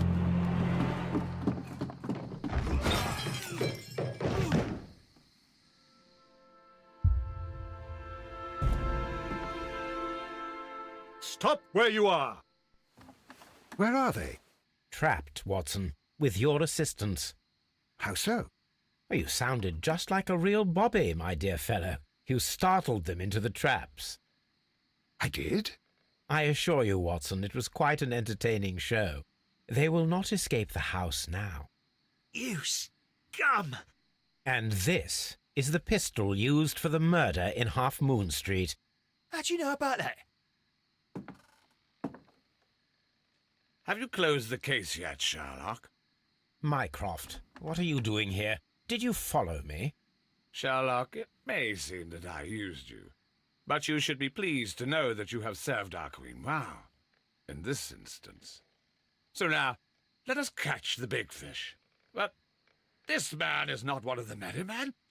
No. Then why exactly are we here, Sherlock? This gentleman, Charles Foley, has been involved in a double murder and the hunter of a set of valuable antiques, the Hellenistic treasures, which disappeared in a theft many years ago. You're no better than the coppers.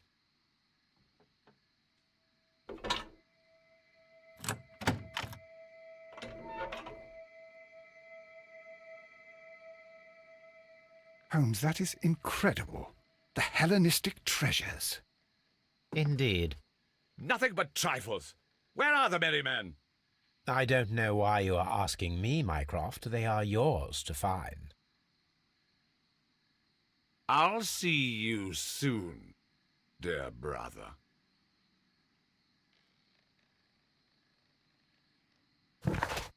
Don't move, you flim-flammer.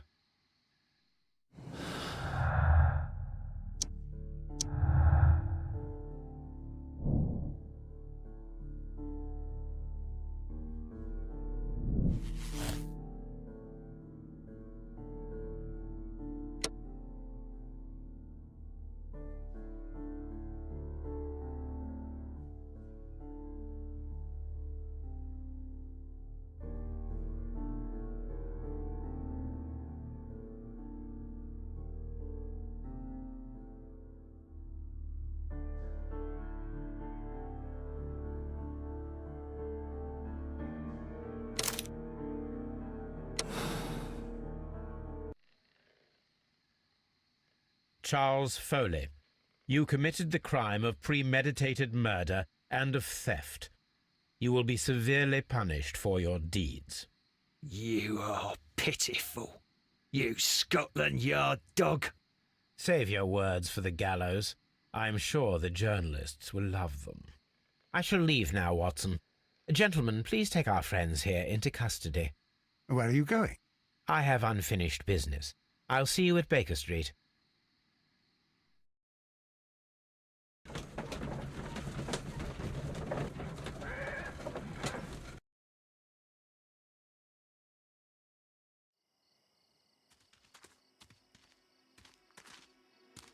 Be careful with the lamps. Don't bring them too close to the barrels. Good evening, gentlemen. Who's there? That is of no importance. What matters is who you are and the plans that you have here. So you can stop us from carrying them out? Eventually, yes. Hey, careful. You'll blow us all up. I'm listening. We are a group known as the Merry Men. But I suppose you knew that already. We are the men who've already lost everything of value in their lives. We are ruined shopkeepers. We are workers who were fired from their jobs. Honest people who were robbed. We were forced out from our homes and thrown onto the street. And all of this in the name of the so-called law. The laws that were set out by our government. The laws that make the commoners only more vulnerable and the wealthy more protected. We are not only from the British Empire. Some of us are from the New Lands, America, Australia, and we are many. But men we are still, and we are merry for that we stopped being afraid.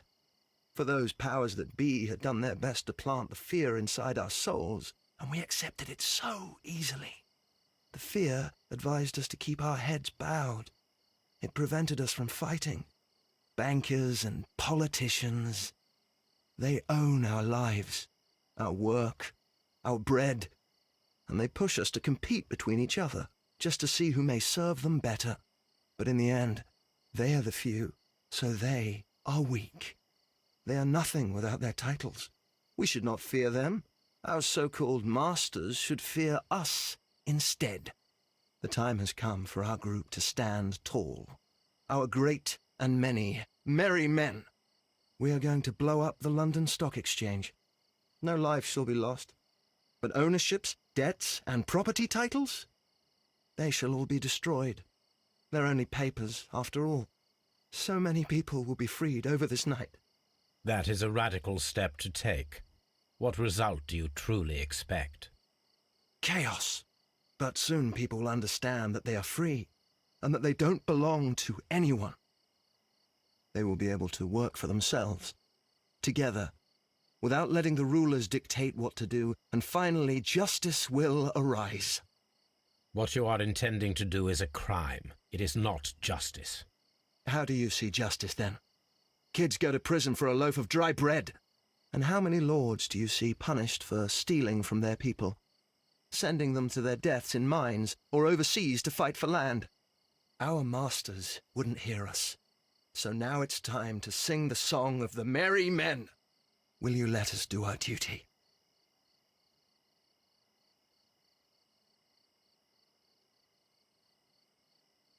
When the law serves only the few, it can no longer be trusted. Every man is equal, and he has a right to choose his own way. I shall not stop you.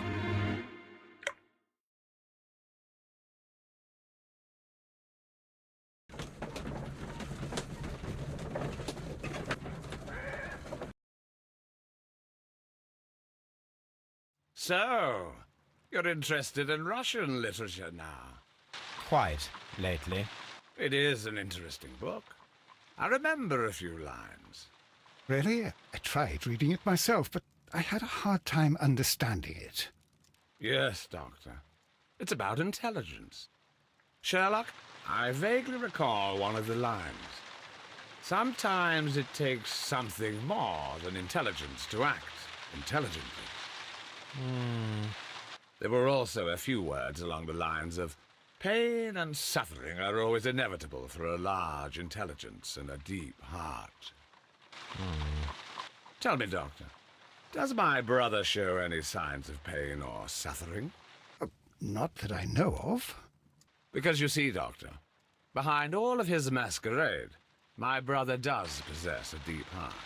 So deep that he does not recall where he places his love. Well, I'm sure that... His love and his duty that, in the first place, should be directed towards the Empire. For without it, we would be nothing. A country filled with uncivilized men. I should leave now. Sherlock, Dr. Watson. Holmes, what just happened? What was that? The start of a new world. Anything in the post, Watson? Any clients worthy of our attention? Only a second reminder from Mrs. Hudson about our new neighbour. She urges you to remove your... Oh, I don't care about that. Holmes, the lady who will be moving in shortly has requested the use of our spare room to place all of her boxes. Wait, what? A lady?